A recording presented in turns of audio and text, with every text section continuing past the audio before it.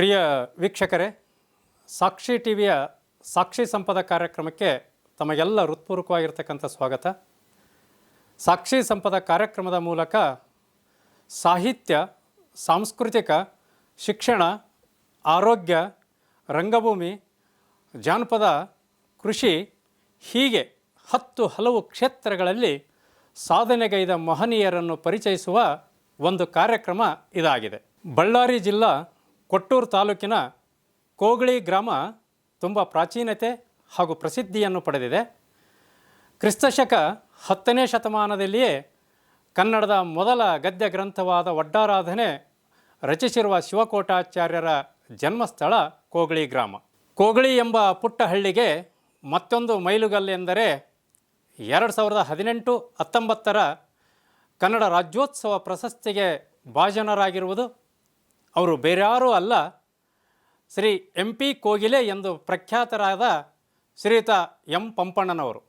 ತಂದೆ ಚನ್ನಬಸಪ್ಪ, ತಾಯಿ ಹನುಮಂತಮ್ಮನವರ ಸುಪುತ್ರರಾಗಿ 1944ರಲ್ಲಿ ಜನಿಸಿದರು.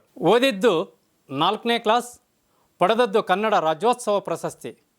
ಉತ್ತಮ ಕಲಾವಿದರು, ಸಂಗೀತಗಾರರು, ಸಂಘಟಕರು, ವಾಗ್ಮಿಗಳು, ರಾಜಕಾರಣಿಗಳು, ಉತ್ತಮ ಕವಿಗಳು ಹೀಗೆ ಹಲವು ಕ್ಷೇತ್ರಗಳಲ್ಲಿ ತಮ್ಮನ್ನು ಗುರುತಿಸಿಕೊಂಡವರು.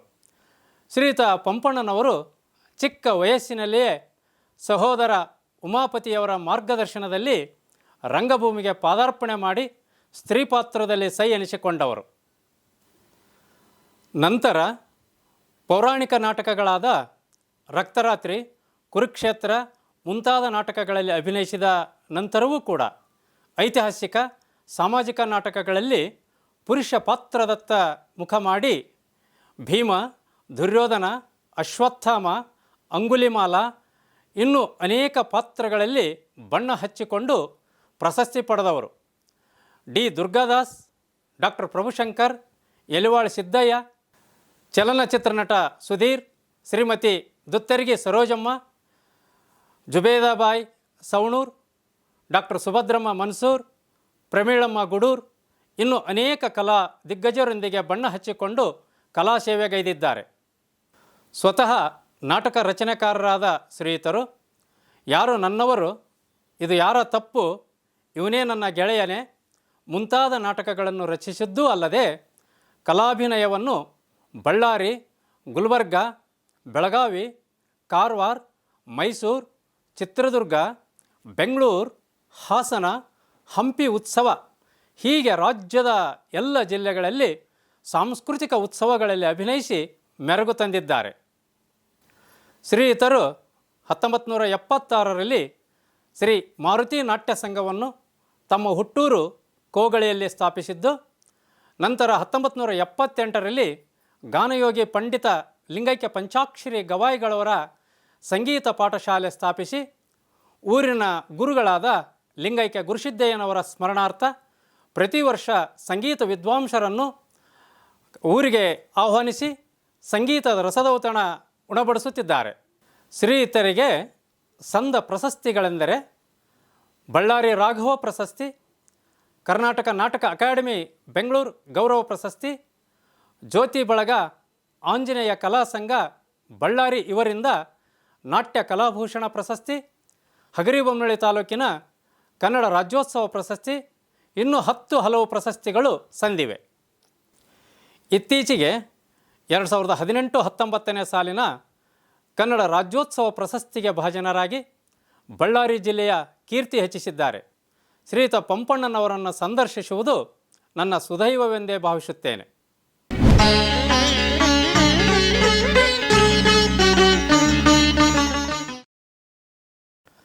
ಸರ್, ತಮಗೆ ಈ ಸಾಕ್ಷಿ ಸಂಪದ ಕಾರ್ಯಕ್ರಮಕ್ಕೆ ಹೃತ್ಪೂರ್ವಕವಾಗಿರ್ತಕ್ಕಂಥ ಸ್ವಾಗತ ಪಂಪಣ್ಣ ಸರ್. ಸರ್, ಕನ್ನಡ ರಾಜ್ಯೋತ್ಸವ ಪ್ರಶಸ್ತಿ ನಮ್ಮ ಒಂದು ಪುಟ್ಟ ಹಳ್ಳಿಗೆ ಬಂದಿರತಕ್ಕಂಥದ್ದು ನಿಜಕ್ಕೂ ಭಾಳ ಸಂತೋಷದಾಯಕವಾಗಿರ್ತಕ್ಕಂಥದ್ದು. ತಾವು ಬಳ್ಳಾರಿ ಜಿಲ್ಲೆ ಹಗರಿಬೊಮ್ಮನಹಳ್ಳಿ ತಾಲೂಕು ಮೊದಲಿದ್ದದ್ದು, ಇತ್ತೀಚೆಗೆ ಕೊಟ್ಟೂರು ತಾಲೂಕಾಯಿತು. ಆ ನೂತನ ಕೊಟ್ಟೂರು ತಾಲೂಕಿನ ಒಂದು ಕೋಗಳಿ ಅಂತಕ್ಕಂಥ ಪುಟ್ಟ ಗ್ರಾಮದಲ್ಲಿ ಜನಿಸಿ ಬೆಂಗಳೂರಿನಂಥ ಒಂದು ನಗರಕ್ಕೆ ಹೋಗಿ ಕನ್ನಡ ರಾಜ್ಯೋತ್ಸವ ಪ್ರಶಸ್ತಿಗೆ ತಾವು ಭಾಜನರಾಗಿದ್ದೀರಿ. ಮಾನ್ಯ ಮುಖ್ಯಮಂತ್ರಿಗಳು, ಅನೇಕ ಸಚಿವರು, ಹಾಗೆ ಅನೇಕ ಅಧಿಕಾರಿಗಳು ಎಲ್ಲರ ಸಮ್ಮುಖದೊಳಗೆ ತಾವು ಪ್ರಶಸ್ತಿಯನ್ನು ಸ್ವೀಕರಿಸಿದರು ಸರ್.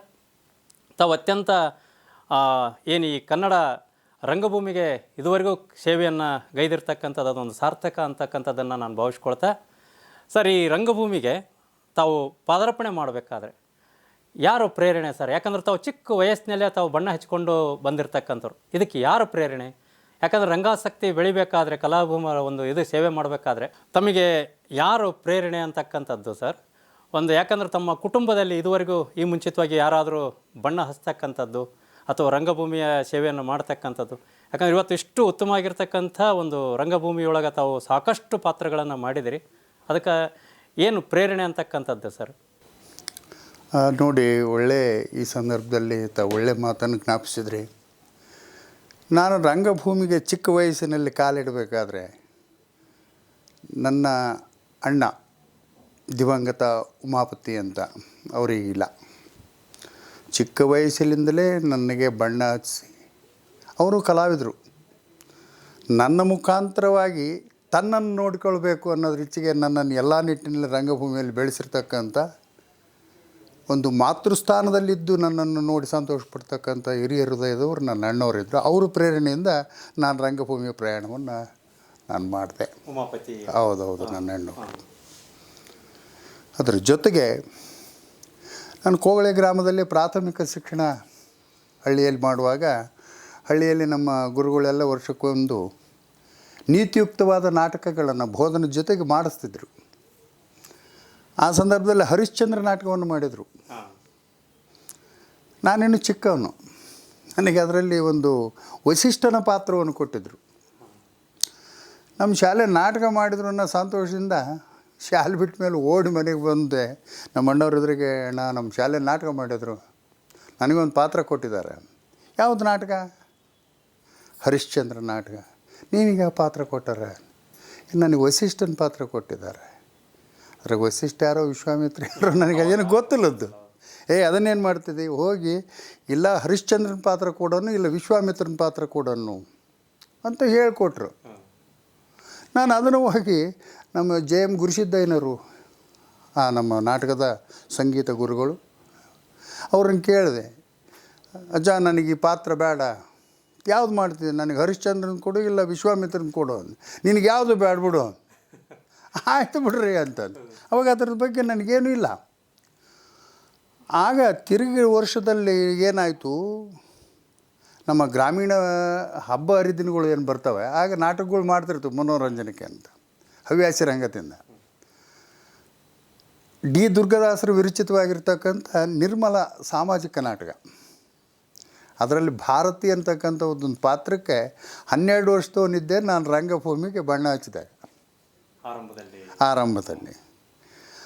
ಆ ದುರ್ಗಾದಾಸರ ಸಾಮಾಜಿಕ ನಾಟಕದಲ್ಲಿ ಬಣ್ಣ ಹಚ್ಚಿದವನು ಮುಂದೆ ಸೀತಾ ಸ್ವಯಂವರ, ಸೋಹೋಮ್, ಪ್ರಪಂಚ ಪರೀಕ್ಷೆ, ಅನೇಕ ಒಂದು ದಶಕ 10 ವರ್ಷಗಳ ಕಾಲ ಬರೀ ಸ್ತ್ರೀ ಪಾತ್ರದಲ್ಲಿಯೇ ನಾನು ಮುಂದುವರ್ಕೊಂಡು ಬಣ್ಣ ಹಚ್ಕೊಂಡು ಹೋದೆ.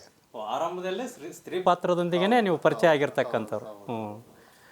ಆ ಸ್ತ್ರೀ ಪಾತ್ರದಲ್ಲಿ ಏನು ಮಾಡಿದಿರಲ್ಲಣ್ಣ, ಅದಕ್ಕೂ ಒಂದು ಏನೋ ಪ್ರೇರಣೆ. ಯಾಕಂದರೆ ಅವತ್ತಿನ ಕಾಲಕ್ಕೆ ಸ್ತ್ರೀ ಪಾತ್ರ ಮಾಡ್ತಕ್ಕಂಥವ್ರು ಹೊರಗಡೆ ಇರ್ತಕ್ಕಂಥ ಯಾವ ಹೆಣ್ಮಕ್ಳನ್ನ ಕರೆಸ್ತಿರ್ಲಿಲ್ಲ. ಈ ಆರಂಭದಲ್ಲಿ ಸ್ತ್ರೀ ಪಾತ್ರವನ್ನು ಮಾಡುವ ಒಂದು ಸಂದರ್ಭದಲ್ಲಿ ನಿಮಗೆ ಏನು ಒಂದು ಭಾಳ ಸಂತೋಷ ಆಯಿತು ಅಂತಕ್ಕಂಥದ್ದು ಸರ್? ಯಾಕಂದರೆ ಅವತ್ತಿನ ಸಂದರ್ಭದೊಳಗೆ ಯಾರೂ ಹೆಣ್ಮಕ್ಳು ಹೊರಗಡೆ ಬರ್ತಿರಲಿಲ್ಲ ಹೆಣ್ಣು ಪಾತ್ರ ಮಾಡ್ತಕ್ಕಂಥವ್ರು.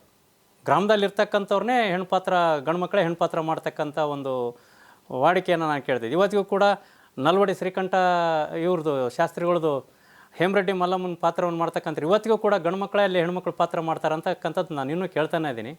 ಅದಕ್ಕೆ ನಿಮಗೆ ಆ ಸಂದರ್ಭದಲ್ಲಿ ಹೆಣ್ಣು ಪಾತ್ರವನ್ನು ಮಾಡಿದಿರಲ್ಲ ಸರ್, ಅವಾಗ ಏನು ಅನ್ನಿಸ್ತು ತಮಗೆ ಆ ಒಂದು ಹೆಣ್ಣು ಪಾತ್ರವನ್ನು ಮಾಡುವ ಪ್ರಸಂಗದೊಳಗೆ? ನಾನು ಚಿಕ್ಕ ವಯಸ್ಸು, ತೆಳ್ಳಗೆ ಹುಡುಗ, ಸುಂದರವಾಗಿದ್ದೆ, ನಾಟಕದ ಬಣ್ಣ, ಆ ಕೂದಲೂ ಕೂಡ ದೊಡ್ಡ ಬಿದ್ವು. ಅವಾಗ ಈ ವಿಗ್ಗು ಹಳ್ಳಿಗಳಲ್ಲಿ ಇರಲಿಲ್ಲ. ಅದನ್ನು ಜಡಿ ಹಾಕ್ಕೊಂಡು ಆ ಸೀರೆ ಉಟ್ಕೊಂಡು ಹೋದಾಗ, ಆ ಪಾತ್ರ ನೋಡಿದಾಗ ಅಜ್ಜಿ ಆಗಿರ್ಬೋದು ಅಥವಾ ಅದ್ರ ಮೇಲೆ ಕಲಾಭಿಮಾನಿಯಾಗಿರ್ತಕ್ಕಂಥವರು ಕೂಡ ಎಷ್ಟು ಚಂದ ಆಗೈತೆ ಅಲ್ಲಿ ಹುಡುಗ ಹೆಣ್ಣು ಪಾತ್ರನ ಎಷ್ಟು ಚಂದ ಮಾಡ್ತಾನೆ. ನಾಟಕ ಬಿಟ್ಟಿದ್ದು ಕೂಡ ನಾನು ಹೊಗಳಿಕೆ ಏನು ಆಯಿತು, ಅದು ನನಗೆ ಪ್ರೇರಣೆ ಆಗಿಬಿಡ್ತು ಆ ಸ್ತ್ರೀ ಪಾತ್ರವನ್ನು ಮಾಡಲಿಕ್ಕೆ.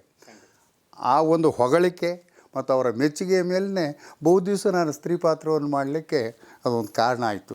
ಈಗ ಸ್ತ್ರೀ ಪಾತ್ರ ಪುರುಷ ಪಾತ್ರ ಮಾಡ್ಬೋದ್ರಿ ಸರ್. ಆ ಸ್ತ್ರೀ ಪಾತ್ರ ಮಾಡೋದು ಭಾಳ ಕಷ್ಟಕರವಾಗಿರ್ತಕ್ಕಂಥದ್ದು. ಯಾಕಂದ್ರೆ ನಾನು ಕೂಡ ನನ್ನ ನಾಟಕದ ಅಭಿನಯ ಮೊದಲನೇ ಸ್ತ್ರೀ ಪಾತ್ರದಿಂದ ಆರಂಭವಾಗಿತ್ತು. ಆದರೆ ಆ ನಂತರದಲ್ಲಿ ನಾವು ಕೈಯ ಬಿಟ್ಕೊಂಡ್ಬಿಟ್ವಿ. ತಾವು ಸಾಕಷ್ಟು ನಾಟಕಗಳನ್ನು ಅಭಿನಯಿಸಿದಿರಿ. ಅದ್ರ ಜೊತೆಗೆ ಹೆಚ್ಚು ಪೌರಾಣಿಕ ನಾಟಕಗಳಲ್ಲಿ ಹೆಚ್ಚು ಪಾತ್ರ ಮಾಡಿದಿರಿ, ಭಾಳ ಪ್ರಸಿದ್ಧಿಯನ್ನು ಕೂಡ ಪಡೆದಿದ್ರಿ. ಯಾಕೆ ಆ ಪೌರಾಣಿಕ ನಾಟಕಗಳನ್ನು ಆಯ್ಕೆ ಮಾಡಿಕೊಂಡ್ರಿ ಅಂತಕ್ಕಂಥದ್ದು ಸರ್? ಆ ಸ್ತ್ರೀ ಪಾತ್ರವನ್ನು ಮಾಡುವ ಸಂದರ್ಭದಲ್ಲಿ ವಯೋಮಿತಿಗೆ ಅನುಗುಣವಾಗಿ ಎತ್ತರವಾಗಿ ಬೆಳೆದೆ. ಧ್ವನಿಯ ಪ್ರಮಾಣ ಬದಲೇ ಆಯಿತು, ಗುಣಧರ್ಮ. ಆಗ ಸಾಮಾಜಿಕ ನಾಟಕಗಳಲ್ಲಿ ಪಾತ್ರವನ್ನು ಮಾಡಲಿಕ್ಕೆ ಪ್ರಾರಂಭಿಸಿದೆ ನಾನು. ಆಗ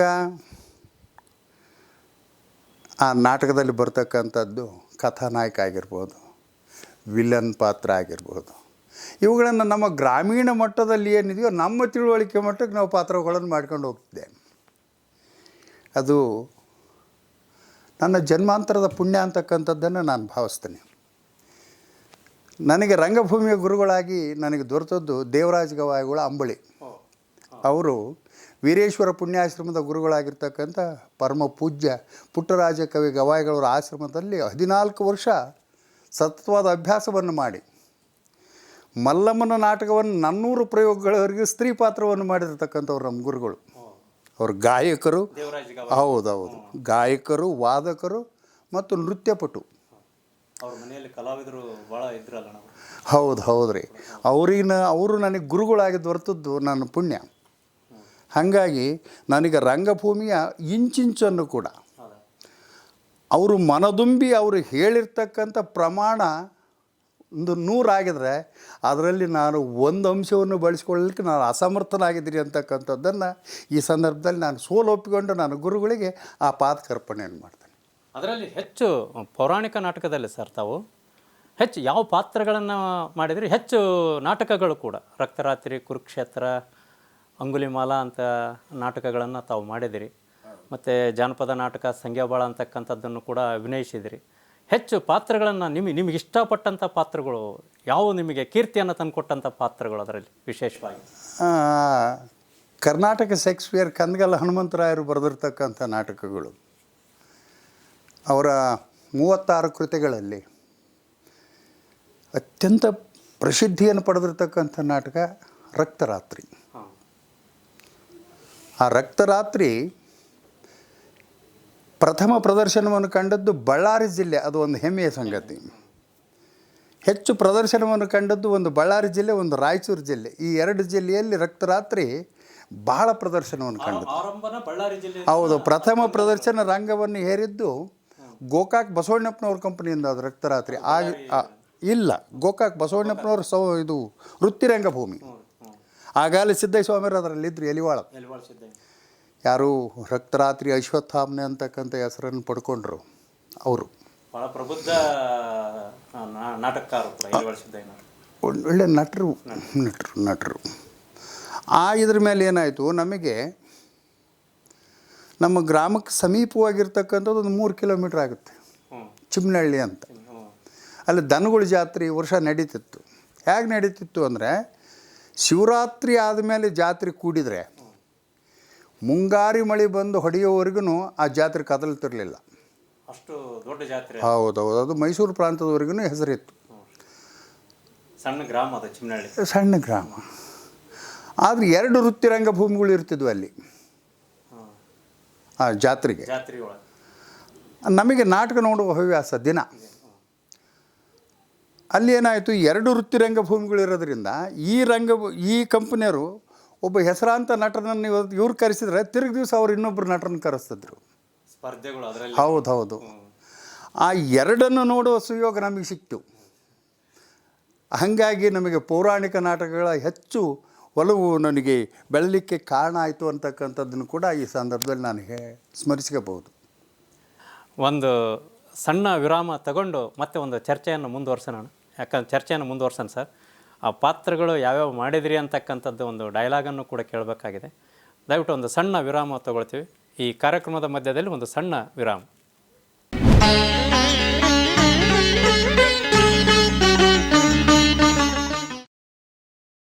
ಸಾಕ್ಷಿ ಟಿವಿಯ ಎಲ್ಲ ಕಾರ್ಯಕ್ರಮಗಳನ್ನು ವೀಕ್ಷಿಸಲು ಸಾಕ್ಷಿ ಟಿವಿ ಕನ್ನಡ ಯೂಟ್ಯೂಬ್ ಚಾನಲ್ಗೆ ಸಬ್ಸ್ಕ್ರೈಬ್ ಮಾಡಿಕೊಳ್ಳಿ ಹಾಗೂ ನೋಟಿಫಿಕೇಷನ್ಗಾಗಿ ಬೆಲ್ ಐಕಾನ್ ಕ್ಲಿಕ್ ಮಾಡಿ. ಸಾಕ್ಷಿ ಟಿವಿ ಕನ್ನಡ, ಬದಲಾವಣೆಯತ್ತ ನಮ್ಮ ಚಿತ್ತ.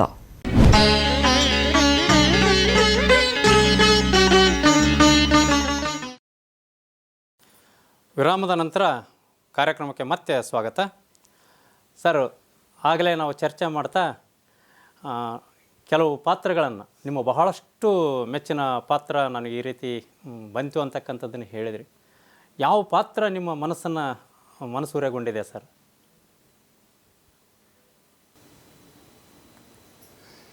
ಈ ಪೌರಾಣಿಕ ನಾಟಕಗಳನ್ನು ನಾವು ಪ್ರದರ್ಶನವನ್ನು ಮಾಡುವಾಗ ಪೌರಾಣಿಕದ ಹಿನ್ನೆಲೆಯಲ್ಲಿ ಬಂದಿರತಕ್ಕಂಥ ಕಥಾಭಾಗಗಳು ಒಂದು ರೀತಿಯಲ್ಲಿ ಮುದವನ್ನು ಕೊಟ್ಟರೆ, ಐತಿಹಾಸಿಕ ನಾಟಕಗಳನ್ನು ನಾವು ಪ್ರದರ್ಶನವನ್ನು ಮಾಡುವಾಗ ನಾಡು, ನುಡಿ, ರಾಷ್ಟ್ರ, ಈ ಒಂದು ಅದರ ಸ್ವಾಭಿಮಾನದ ಕಿಚ್ಚು ಮತ್ತು ಅದರ ಮೇಲಿನ ಶ್ರದ್ಧೆಯನ್ನು ನಮ್ಮ ರಂಗಭೂಮಿಯಲ್ಲಿ ಐತಿಹಾಸಿಕ ನಾಟಕಗಳು ತಂದು ಕೊಡ್ತಾವೆ.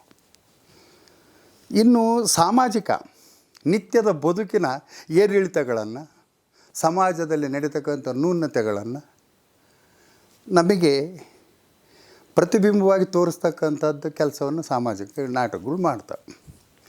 ಈ 3 ನಾಟಕಗಳ ಇದರಲ್ಲಿಯೂ ಕೂಡ ನನಗೆ ಪಾತ್ರ ಮಾಡ್ತಕ್ಕಂಥ ಅವಕಾಶ ಸಿಕ್ಕಿರೋದ್ರಿಂದ ನಾನು ಈ ನಾಟಕಗಳಲ್ಲಿ ಪಾತ್ರಗಳನ್ನು ಎಲ್ಲದರನ್ನು ಮಾಡ್ಕೊಂತ ಬಂದ್ರೂ ರೌದ್ರಮಯವಾಗಿರ್ತಕ್ಕಂಥ ಭೀಮ, ದುರ್ಯೋಧನ, ಅಶ್ವತ್ಥಾಮ, ಶಕುನಿ, ಇವು ಎಲ್ಲ ಅಲ್ಲಿ ಬರ್ತಕ್ಕಂಥದ್ದು ಅತ್ಯಂತ ಸ್ಫೂರ್ತಿದಾಯಕವಾಗಿರ್ತಕ್ಕಂಥ ಶಬ್ದಗಳು, ಅದು ರಾಯರ ಶಬ್ದಗಳು, ಆ ಸಾಹಿತ್ಯದಲ್ಲಿ ಉತ್ಪ್ರೇಕ್ಷೆ, ಇವೆಲ್ಲವೂ ಕೂಡಿರ್ತಕ್ಕಂಥ ಶಬ್ದಗಳು ಮಾತನಾಡಲಿಕ್ಕೆ ಭಾಳ ಮುದ ಅನ್ನಿಸ್ತದೆ. ಅದರ ಜೊತೆಗೆ ನಲವಡಿ ಶ್ರೀಕಂಠ ಶಾಸ್ತ್ರಿಗಳು, ಕವಿರಾಜ, ಭಕ್ತಿಪರವಾದ ಸಾಹಿತ್ಯ ಅವ್ರದ್ದು ಪ್ರಪಂಚ ಪರೀಕ್ಷೆ ಆಗಿರಬಹುದು, ರಾಜಭದ್ರರಿದು, ಹೇಮರೆಡ್ಡಿ ಮಲ್ಲಮ್ಮನ ನಾಟಕ ಆಗಿರಬಹುದು. ಇಂಥ ನಾಟಕಗಳಲ್ಲಿ ನಾನು ಆಮೇಲೆ ಭಾಳ ಇದು ಅಂದರೆ ಡಾಕ್ಟರ್ ಪ್ರಭುಶಂಕರ್ ಅವರು ಅಂಗುಲಿಮಾಲ ನನಗೆ ಬಹಳ ಇಷ್ಟ. ನನಗೆ ಗುಲ್ಬರ್ಗ ವಿಭಾಗ ನಾಟಕ ಸ್ಪರ್ಧೆಯಲ್ಲಿ ಅದಕ್ಕೆ ಭಾಗವಹಿಸಿದಾಗೆ ನಾನು ಅಂಗುಲಿಮಾಲನ ಪಾತ್ರವನ್ನು ಮಾಡಿದಾಗ ನನಗೆ ಅತ್ಯುತ್ತಮ ನಟ ಪ್ರಶಸ್ತಿಯನ್ನು ಮೊದಲೇ ತಂದು ಕೊಟ್ಟದ್ದು ರಂಗಭೂಮಿಯಲ್ಲಿ ಅಂಗುಲಿಮಾಲನ ಪಾತ್ರ. ಅಲ್ಲಿಂದ ಪ್ರಾರಂಭ ಆಗಿದೆ. ಹೌದು. ಅಂಗುಲಿಮಾಲನ ಪಾತ್ರನ ಯಾಕೆ ನನಗೆ ಇಷ್ಟ ಆಯಿತು ಅನ್ನೋದಾದರೆ, ಕ್ರೌರ್ಯತೆಯಿಂದ ಸೌಮ್ಯತೆಯ ಕಡೆಗೆ ಹೊರಟಿರ್ತಕ್ಕಂಥ ಜೀವನ, ನರಾಂತಕನಾಗಿರ್ತಕ್ಕಂಥ ಒಬ್ಬ ಅಂಗುಲಿಮಾಲ ಶಾಂತಿಪ್ರಿಯನಾದ ಬುದ್ಧನ ಪ್ರೇರಣೆಯಿಂದ, ಶಾಂತಿಪ್ರಿಯನಾದ ಬುದ್ಧನ ವಾತ್ಸಲ್ಯಮಯವಾದ ಪ್ರವೃತ್ತಿ, ಕೃತ್ರಿಮ ಇಲ್ಲದಲ್ಲಿರ್ತಕ್ಕಂಥ ಅವನ ಏನು ಆ ಪ್ರೀತಿಯ ನೈಜತೆಗೆ ಅವನು ಮಾರು ಹೋಗಿ ಅವನ ಶಿಷ್ಯನಾಗಿಬಿಡ್ತಾನೆ. ಆ ಪಾತ್ರ ನನ್ನ ಸೇವೆಯಲ್ಲಿ ಭಾಳ ನನಗೆ ತೃಪ್ತಿ ಅಂತಂದು ಕೊಟ್ಟಿರ್ತಕ್ಕಂಥ ಪಾತ್ರ ಅಂಗುಲಿಮಾಲ. ಪ್ರಶಸ್ತಿನೂ ತಂದು ಕೊಡ್ತಾರೆ. ಹೌದು. ಅದರ ಜೊತೆಗೆ ನಲವಡಿ ಶ್ರೀಕಂಠ ಶಾಸ್ತ್ರಿಗಳದ್ದು ಮಲ್ಲಮ್ಮನ ನಾಟಕ ನಿಮಗೆ ಹೇಳಿದೆ ನಾನು. ಮಲ್ಲಮ್ಮನ ನಾಟಕದಲ್ಲಿ ಅದು ಒಂದು ಮನೆತನದ ಸ್ಟೋರಿ. ಅದರಲ್ಲಿ ಪೂರ್ವಾರ್ಧ ಮತ್ತು ಉತ್ತರಾರ್ಧ ಅಂತ 2 ಭಾಗ ಇದೆ ಆ ನಾಟಕದ ಕವಿಗಳ ಕಲ್ಪನೆಯಲ್ಲಿ. ಪೂರ್ವಾರ್ಧ ನಾಟಕ ಪ್ರಾಪಂಚಿಕ ವಿಷಯವಾಗಿದ್ದರೆ, ಉತ್ತರಾರ್ಧ ಪಾರಮಾರ್ಥದ ವಿಷಯವನ್ನು ತಗೊಂಡು ಹೋಗ್ತಾರೆ ನಲ್ವಡಿಯವರು. ಅಲ್ಲಿ ವೇಮ ಮಲ್ಲಮ್ಮನ ಮೈದುನ ವಯಸ್ಸು, ಪರಿಸರ, ಸಹವಾಸ, ಸ್ನೇಹಿತರ ಅನೇಕ ಇದರಿಂದ ಅವನು ವಿಷಯಾಸಕ್ತನಾಗಿ ಅಧರ್ಮ ಮಾರ್ಗದಲ್ಲಿ ನಡೀತಕ್ಕಂಥವನಿಗೆ ಆ ಕವಿಯ ಉದ್ದೇಶ ಭರತನಾಡಿನ ಪಾತಿವ್ರತ್ಯ ಸ್ತ್ರೀಯರ ವ್ಯಕ್ತಿತ್ವವನ್ನು ಎತ್ತಿಡಿಬೇಕು ಅಂತಕ್ಕಂಥ ಕವಿಯ ಲೆಕ್ಕನಿಕೆ ಉದ್ದೇಶದಿಂದ ಸಾಧ್ವಿ ಶಿರೋಮಣಿಯಾಗಿರ್ತಕ್ಕಂಥ ಮಲ್ಲಮ್ಮನ ಮುಕುರವನ್ನು ಒಂದು ವೇಷಿಯ ಬೇಡಿಕೆಗಾಗಿ ಕೊಡುವಂಥ ಸಂದರ್ಭ ಬರುತ್ತಲ್ಲಿ. ಆ ಮುಕುರವನ್ನು ಕೊಡುವಾಗ ಏಕಾಂತದಲ್ಲಿ ನಗ್ನತೆಯಲ್ಲಿ ಬಂದು ನೀನು ನಿಂತು ನನ್ನ ಬಂದು ನಿಲ್ಲಬೇಕು, ಆಗ ಮೂಕ್ತಿಯನ್ನು ಕೊಡಬೇಕು ಅಂತಕ್ಕಂಥ ಒಂದು ಸಂದರ್ಭವನ್ನು ತರ್ತಾರೆ.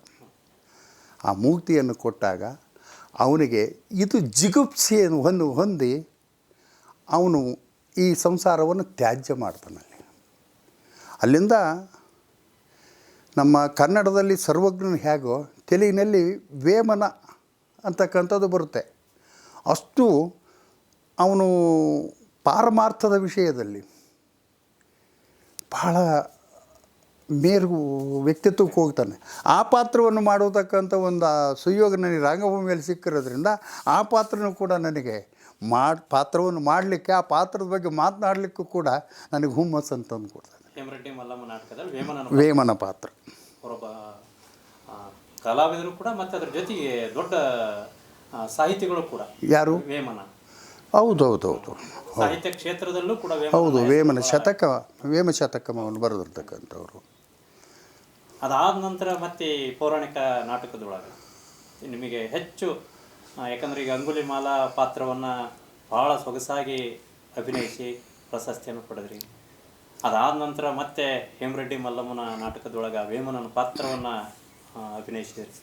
ಈ ಪೌರಾಣಿಕ ನಾಟಕದಲ್ಲಿ ಈ ರಕ್ತರಾತ್ರಿ, ಕುರುಕ್ಷೇತ್ರ ಭಾಳ ದೊಡ್ಡ ಹೆಸರನ್ನು ತಂದುಕೊಟ್ಟಂಥವು ನಾಟಕಗಳು. ಅದರಲ್ಲಿ ಹೆಚ್ಚು ಯಾವ ಪಾತ್ರಗಳನ್ನು ತಾವು ಅಭಿನಯಿಸಿದ್ರಿ?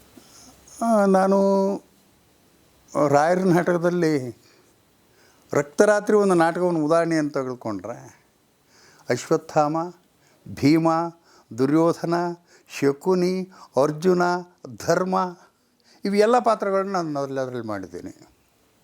ಅವೆಲ್ಲವೂ ಕೂಡ ದೊಡ್ಡದಾದಂಥ ಪಾತ್ರಗಳೇ. ಹೌದು. ಅಲ್ಲಿ ಪಾತ್ರ ದೊಡ್ಡದು ಸಣ್ಣದು ಅನ್ನೋದಕ್ಕಿಂತ ಸಂಭಾಷಣೆಗಳು ಭಾಳ ಅದಾವೆ ಅಥವಾ ಸಂಭಾಷಣೆಗಳು ಕಡಿಮೆ ಅದಾವೆ ಅನ್ನೋದು ಮುಖ್ಯ ಅಲ್ಲ. ಆ ಪಾತ್ರಕ್ಕೆ ಕವಿ ಒದಗಿಸಿಕೊಟ್ಟಿರ್ತಕ್ಕಂಥ ಸಂದರ್ಭ ಅದು ಭಾಳ ದೊಡ್ಡದಾಗ್ತದೆ. ಹಾಗಾಗಿ ಅವರ ಪಾತ್ರಗಳಲ್ಲಿ ಯಾವನು ಮಾಡಲಿಕ್ಕೂ ಭಾಳ ಪ್ರೀತಿ ಇರುತ್ತೆ, ಇಷ್ಟ ಇರ್ತೈತೆ, ಅದರಲ್ಲಿ ಅರ್ಥ ಇರ್ತೈತೆ. ಆ ಪೌರಾಣಿಕ ನಾಟಕ ರಾಯರ ಶಬ್ದಗಳನ್ನು ನೆನೆಸ್ಕೊಂಡ್ರೆ ಅದು ಒಂದು ಥರ ಆ ಶಬ್ದಗಳನ್ನು ಮಾತನಾಡ್ತಕ್ಕಂಥದ್ದು ಏನಿದೆಯಲ್ಲ ಅದು ರಾಯರ ಶಬ್ದಗಳನ್ನು ಮಾತನಾಡುವುದಕ್ಕೂ ಕೂಡ ನಮ್ಮ ನಾಲಿಗೆ ಪುಣ್ಯ ಮಾಡಿರಬೇಕು. ಹಂಗಾದ್ರೆ ಆ ಶಬ್ದಗಳನ್ನು ಮಾತನಾಡಲಿಕ್ಕೆ ಬರುತ್ತೆ ಅಂತಕ್ಕಂಥದ್ದನ್ನು ಕೂಡ ನಾನು ಹೆಮ್ಮೆಯಿಂದ ಹೇಳ್ಕೊಳ್ತೇನೆ. ಈ ಪಾತ್ರಗಳ ವಿಚಾರಕ್ಕೆ ಬಂದಾಗ ಈ ನಾಟಕವನ್ನು ತಾವು ತಮ್ಮ ಊರಿನಿಂದನೂ ಆರಂಭ ಮಾಡಿ, ಹೌದು, ನಾಡಿನ ಅನೇಕ ಕಡೆಯೂ ಕೂಡ ಪಾತ್ರ ಮಾಡಿ ತಮಗೆ ಹೆಚ್ಚು ಜನಮನ್ನಣೆ ಗಳಿಸಿರ್ತಕ್ಕಂಥ ಯಾವುದಾದ್ರೂ ಜಿಲ್ಲೆಗಳು ಇದ್ದರೆ ಬಹಳಷ್ಟು ನಾನು ಭಾಳ ಮನಸ್ತೃಪ್ತಿ ಆಗಿದೆ ಈ ಜಿಲ್ಲೆಯಲ್ಲಿ ನಾನು ಪಾತ್ರ ಮಾಡಿದ್ದು ಸಾಂಸ್ಕೃತಿಕ ಉತ್ಸವಗಳಲ್ಲಿ ಅಂತಕ್ಕಂಥದ್ದು, ಅದು ಯಾವುದಾದ್ರೂ ಇದ್ದರೆ? ನಾನು ಉತ್ಸವಗಳಲ್ಲಿ ಅತ್ಯಂತ ಜನ ಕೂಡಿರ್ತಕ್ಕಂಥದ್ದಕ್ಕೆ ನಾನು ಹೇಳಕ್ಕೆ ಹೋಗೋದಿಲ್ಲ. ಅದು ಉತ್ಸವ, ಜನ ಇದ್ದೇ ಇರುತ್ತೆ. ಒಂದು ನಾಟಕ ಸಂಸ್ಥೆ ಇಂಥ ಕಥೆಯನ್ನು ಪ್ರದರ್ಶನ ಮಾಡ್ತಾರೆ, ಇವತ್ತು ಈ ನಾಟಕ ಐತಿ ಅಂದರೆ ಹಳ್ಳಿಗಳಲ್ಲಿ ಆಗಿರಲಿ ಆ ಜನ ಸೇರುತ್ತಲ್ಲ ಅದಕ್ಕೆ ಮಹತ್ವ ಬರ್ತಾ ಇರ್ತದ್ದು, ಉತ್ಸವಗಳಿಗೆ ಮಹತ್ವ ಇರೋದಿಲ್ಲ. ನಾನು ಇಲ್ಲಿ ಭಾಳ ಹೆಮ್ಮೆಯಿಂದ ಹೇಳ್ಕೊಳ್ಳೋಕ್ಕಾದ್ರೆ ಹೊರರಾಜ್ಯ ನಾಟಕೋತ್ಸವ ನಮ್ಮ ಬಳ್ಳಾರಿಯಿಂದ ನಾವು ಬಾಂಬೆಗೆ ಹೋದ್ವಿ.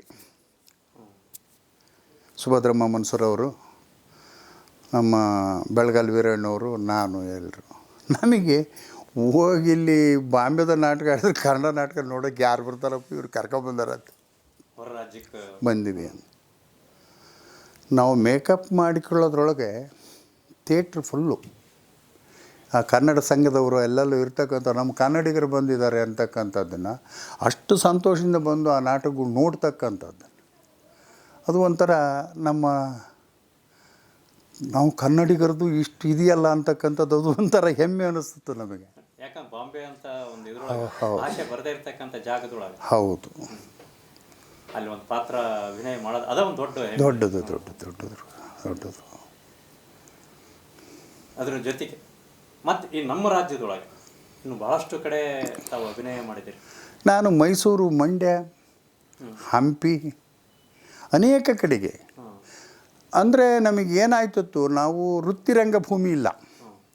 ನಮ್ಮ ಹವ್ಯಾಸಿ ರಂಗಭೂಮಿಗಳಲ್ಲಿ ಹಳ್ಳಿಗಳಲ್ಲಿ ಒಂದು ನಾಟಕವನ್ನು ಕಲಿತ್ರೆ ಒಂದು ಪಾತ್ರವನ್ನು ಉಳಿಸಿ ಈ ಪಾತ್ರಕ್ಕೆ ಕೋಗಳಿ ಪಂಪಣ್ಣರನ್ನು ಕರೆಸಬೇಕು ಅಂತಕ್ಕಂಥದ್ದು ಬಿಟ್ಟು ಕರೆಸ್ತಿದ್ರು. ಈ ಹವ್ಯಾಸಿ ರಂಗಭೂಮಿ ಮತ್ತು ವೃತ್ತಿ ರಂಗಭೂಮಿ ವ್ಯತ್ಯಾಸ? ವೃತ್ತಿ ರಂಗಭೂಮಿಯಲ್ಲಿ ಕಲೆ ಇಲ್ಲ ಅಂತಲ್ಲ, ಕಲೆಗೆ ವೃತ್ತಿ ಇರೋದಕ್ಕೆ ಅದು ಒಂದು ಜೀವನೋಪಾಯವಾಗಿಯೂ ಅದನ್ನೊಂದು ನಡೆಸ್ಕೊಂಡು ಹೋಗ್ತಿರ್ತದೆ. ನಮ್ಮ ಹವ್ಯಾಸಿ ರಂಗಭೂಮಿ ಏನಾಗ್ತದೆ, ಗ್ರಾಮೀಣ ಪ್ರದೇಶದಲ್ಲಿ ತನ್ನ ಬದುಕಿನ ಜೊತೆಗೆ ಆ ರಂಗಭೂಮಿ ತಗಲ್ತಕ್ಕಂಥ ಖರ್ಚನ್ನು ತನ್ನ ದುಡಿಮೆಯಿಂದ ಅದಕ್ಕೆ ಖರ್ಚು ಮಾಡಿ ಕಲೆಗಾಗಿ ಏನು ಅದನ್ನು ಅವನು ಶ್ರಮ ಪಡ್ತಾನೆ, ಅದು ಹವ್ಯಾಸಿ ರಂಗಭೂಮಿಯಲ್ಲಿ ಅದು ಒಂದು ದೊಡ್ಡ ಕೊಡುಗೆ. ಈ ಹವ್ಯಾಸಿ ರಂಗಭೂಮಿಯೊಳಗೆ ತಾವು ಸಾಕಷ್ಟು ಪಾತ್ರ ಮಾಡಿದ್ದನ್ನು ನೋಡಿದರೆ, ನೀವು ಮೂಲತಃ ಕೃಷಿಕರು. ಹೌದು. ಅದಾದ ನಂತರ ಈ ರಂಗಭೂಮಿಗೆ ನೀವು ಪಾದಾರ್ಪಣೆ ಮಾಡಿದಾಗ ಕೃಷಿಗೂ ಮತ್ತು ಈ ರಂಗಭೂಮಿಗೂ ಎಲ್ಲಾದ್ರೂ ಏನು ತೊಡಕು? ಯಾಕಂದ್ರೆ ಕೃಷಿ ಮಾಡೋ ಸಂದರ್ಭದೊಳಗೆ ರಂಗಭೂಮಿಯೊಳಗೆ ಹೋದಾಗ ಹವ್ಯಾಸಿ ಇದ್ರೊಳಗೆ ಮನೆಗೆ ಏನಾದರೂ ಕೌಟುಂಬಿಕವಾಗಿರ್ತಕ್ಕಂಥ ತೊಡಕುಗಳು ಏನಪ್ಪ, ಇದಾಗಲ್ಲ ಬರೀ ರಂಗಭೂಮಿ ಅಂತ ಹೋಗ್ಬಿಡ್ತೀರಿ ನೀವು, ಹೊಲ ನೋಡ್ಕೊಳ್ಳಾರ ಯಾರು, ಮನೆ ನೋಡ್ಕೊಳ್ಳಿ. ಯಾಕಂದ್ರೆ ಮೂಲತಃ ಕೃಷಿಕರಾಗಿರೋದ್ರಿಂದ ಏನಾದರೂ ತೊಡಕಾಯ್ತೇನೆ ಸರ್ ಅಲ್ಲಿ ಏನಾರ? ನನ್ನ ರಂಗಭೂಮಿಯಲ್ಲಿ ಬೆಳಿಲಿಕ್ಕೆ ನನ್ನ ಅಣ್ಣನ ಅಷ್ಟು ಪ್ರೀತಿದಾಯಕವಾಗಿ ನನಗೆ ಬೆನ್ನೆಲುಬಾಗಿ ನಿಂತಿದ್ದರು. ಅದ್ರ ಜೊತೆಗೆ ನಮಗೆ ಕೃಷಿಕರಿಗೆ ನಮ್ಮ ಗ್ರಾಮೀಣ ರಂಗಭೂಮಿಗೆ ಹೆಂಗಿತ್ತು ಅಂದರೆ, ಈ ಕವಿಗಳು ಬರೆದಿರ್ತಕ್ಕಂಥ ಶಬ್ದಗಳನ್ನು, ಸಂಭಾಷಣೆಗಳನ್ನು ಬೈಯಾರ್ಟ್ ಮಾಡೋಕ್ಕಾಗಲಿ, ಅದು ಭಾವದಿಂದ ನಡಿಲಿಕ್ಕಾಗಲಿ ಪ್ರಾಕ್ಟೀಸ್ ಮನಿ ಬೇಕಲ್ಲ. ನಾವು ಕೃಷಿಕರಾದ್ರೆ ನಾವು ಹೊಲಕ್ಕೆ ಹೋಗ್ಬೇಕಾದ್ರೆ ದಾರಿ ಗುಂಟಲ್ಲಿ ಇವನು ಮಾತು ಹೇಳ್ಕೊಂತ ಹೋಗ್ತಿದ್ವಿ, ಅಲ್ಲಿ ಬೈಯಾರ್ಟ್ ಮಾಡ್ತಿದ್ವಿ. ಹೊಲದ ಕೆಲಸ ಮಾಡಿ ಬರುವಾಗ ಕೈಯಾಗಿರ್ತಕ್ಕಂಥ ಸಾಮಾನುಗಳನ್ನ ಪೌರಾಣಿಕ ನಾಟಕದ ಆಯುಧಗಳನ್ನಾಗಿ ಮಾಡ್ಕೊಂಡು ಪ್ರಾಕ್ಟೀಸ್ ಮಾಡ್ಕೊತ ಬರ್ತಿದ್ವಿ. ಕೃಷಿ ಪರಿಕರಗಳ ನಮಗೆ ಆಯುಧಗಳು. ಹಂಗಾಗಿ ನಮ್ಮ ರಂಗಭೂಮಿ ಕೂಡ ನಮ್ಮ ಕೃಷಿ ಇದರ ಜೊತೆಗೆ ನಾವು ಕೆಲಸ ಮಾಡ್ಕೊಂತಲೇ ರಂಗಭೂಮಿಯ ಸಾಧನೆಯನ್ನು ಮಾಡಲಿಕ್ಕೂ ಕೂಡ ನಮ್ಮ ಹೊಲಗಳಲ್ಲಿ ದೊಡ್ಡ ಅನುಕೂಲ ಆಗ್ತಾ ಬರ್ತದೆ ಹೊರತು ಅದರಿಂದ ನಮಗೆ ತೊಂದರೆಯೂ ಆಗ್ತಿರಲಿಲ್ಲ. ಮನೆಯಲ್ಲಿಯೂ ಪ್ರೇರಣೆ, ಊರಿನಲ್ಲಿ. ಹೌದು. ಅನೇಕ ಪಾತ್ರಗಳನ್ನು ಮಾಡಿ ಯಶಸ್ಸನ್ನು ಪಡೆದಿದ್ದೀರಿ. ಇನ್ನೂ ಅನೇಕ ಚರ್ಚೆಗಳನ್ನು ತಮ್ಮ ಜೊತೆ ಹಂಚಿಕೊಳ್ಳೋದಿದೆ. ಒಂದು ಸಣ್ಣ ವಿರಾಮವನ್ನು ತೆಗೆದುಕೊಂಡು ಆನಂತರದಲ್ಲಿ ತಮ್ಮ ಜೊತೆ ಒಂದಿಷ್ಟು ವಿಚಾರಗಳನ್ನು ಹಂಚ್ಕೊಳ್ಳೋಣ. ಈಗ ಒಂದು ಸಣ್ಣ ವಿರಾಮ.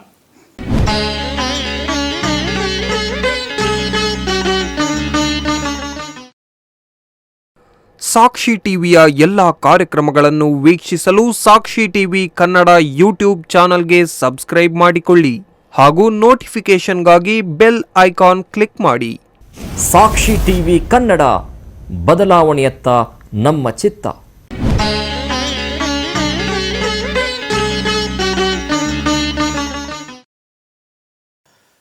ಸರ್, ವಿರಾಮದ ನಂತರ ಮತ್ತೊಮ್ಮೆ ತಮಗೆ ಸ್ವಾಗತ.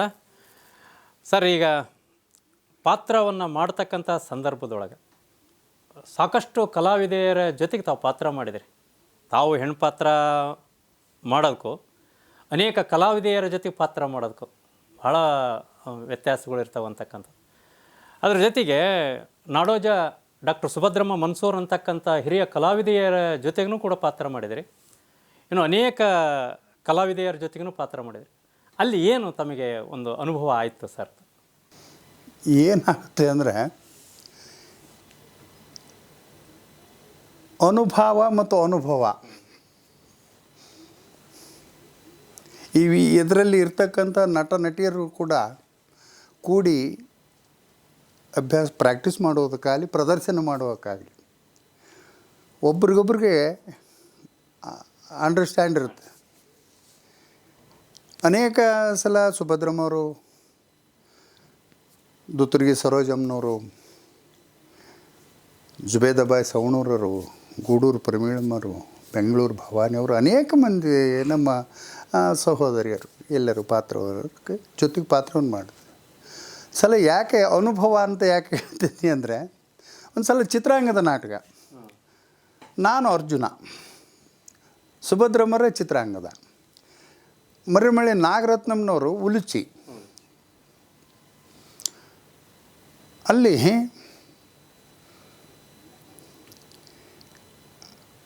ಅರ್ಜುನನ ಪಾದ ಪೂಜೆಯನ್ನು ಮಾಡಿ ಹಸ್ತಿನಾವತಿಗೆ ಬೀಳ್ಕೊಡ್ಬೇಕು ಅಂತಕ್ಕಂಥ ಅಲ್ಲಿ ಕಥಾ ಪ್ರಸಂಗ ಒಂದು ಬರುತ್ತೆ.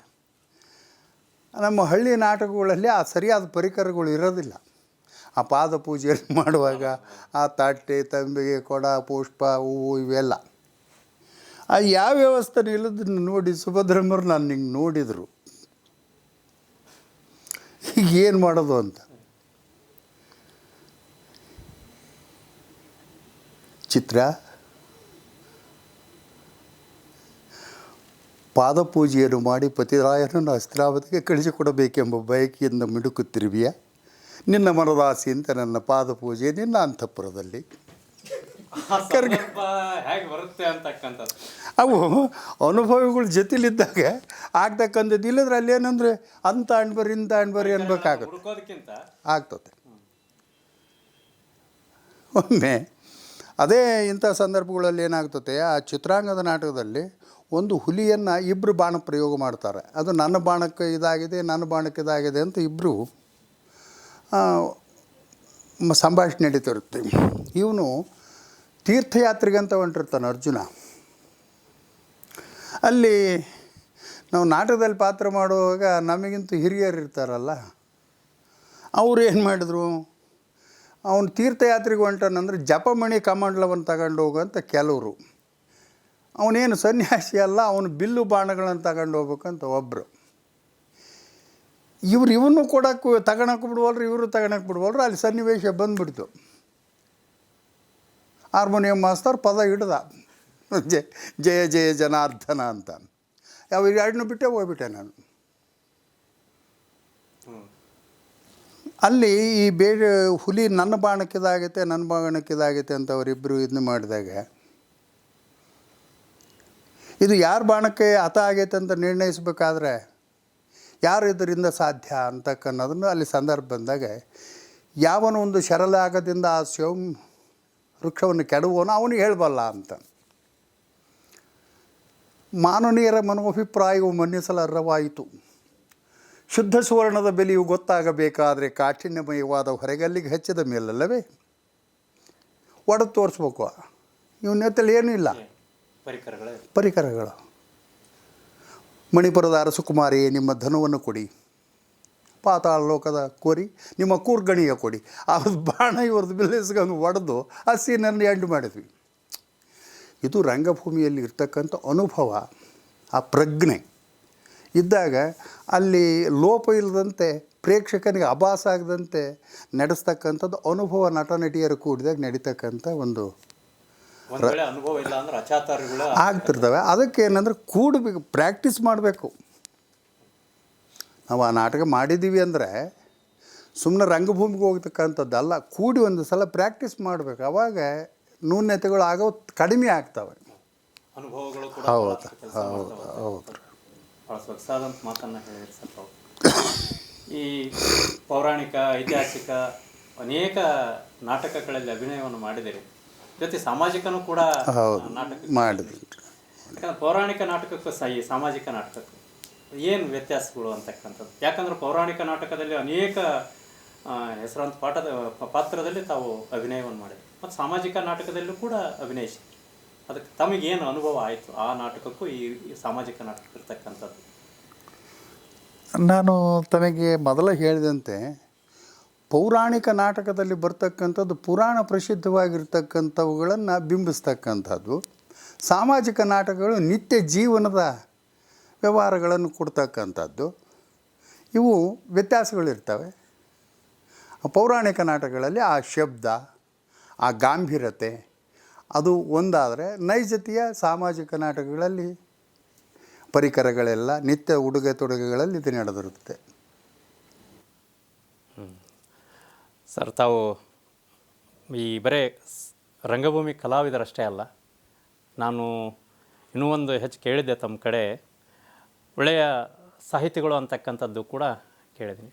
ನಾಟಕಕಾರ, ರಚನೆಕಾರರು ಕೂಡ ಇದಿರ್ತಾವೆ.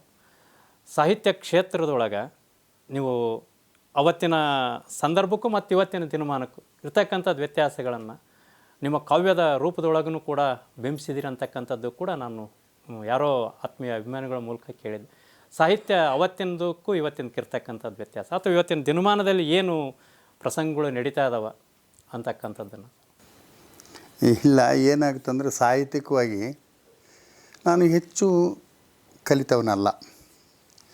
ಅನೇಕ ವಿದ್ವನ್ಮಣಿಗಳು ಬರೆದಿರ್ತಕ್ಕಂಥ ಪುಸ್ತಕಗಳನ್ನು ಓದಲಿಕ್ಕೂ ಕೂಡ ನಾನು ಅಸಮರ್ಥನು. ಹಾಗಾಗಿ ನನಗೆ ನನ್ನ ರಂಗಭೂಮಿಯೇ ನನ್ನ ಪಾಠಶಾಲೆ, ರಂಗಭೂಮಿಯೇ ನನ್ನ ಗುರು, ರಂಗಭೂಮಿಯೇ ನನ್ನ ಮಾತೆ. ಈ ರಂಗಭೂಮಿಯ ಸೇವೆಯ ಜೊತೆಗೆ ಅನೇಕ ಮಂದಿ ನಮ್ಮ ಪೂಜ್ಯ ಗುರುಗಳ ಪುಣ್ಯಸ್ಮರಣೆಯ ಸಂದರ್ಭದಲ್ಲಿ ಅನೇಕ ಕಲಾವಿದರು, ಗಾಯಕರನ್ನಗಿಂತೂ ಸಾಹಿತಿಗಳನ್ನು, ವಿಚಾರವಂತರನ್ನ, ವಿಮರ್ಶಕರನ್ನ ನಮ್ಮ ಕರೆಗೆ ಅವರು ಗೌರವಿಸಿ ಬಂದು ಆ ಕಾರ್ಯಕ್ರಮ ಮಾಡುವಾಗ ಅವರ ಒಡನಾಟದಿಂದ ಬೆಳೆದಿರ್ತಕ್ಕಂಥದ್ರಲ್ಲಿ ಎಲ್ಲೋ ಒಂದು ಅಂಥದ್ರಲ್ಲಿ ನಿಮಗೆ ಹೇಳೋದಾದರೆ ಕೋಗಳಿಗೆ ಮೊನ್ನೆ MP ಪ್ರಕಾಶರು ಬರ್ತಿದ್ದರು ಆ ಪುಣ್ಯ ಆರಾಧನೆ ಕಾರ್ಯಕ್ರಮಕ್ಕೆ.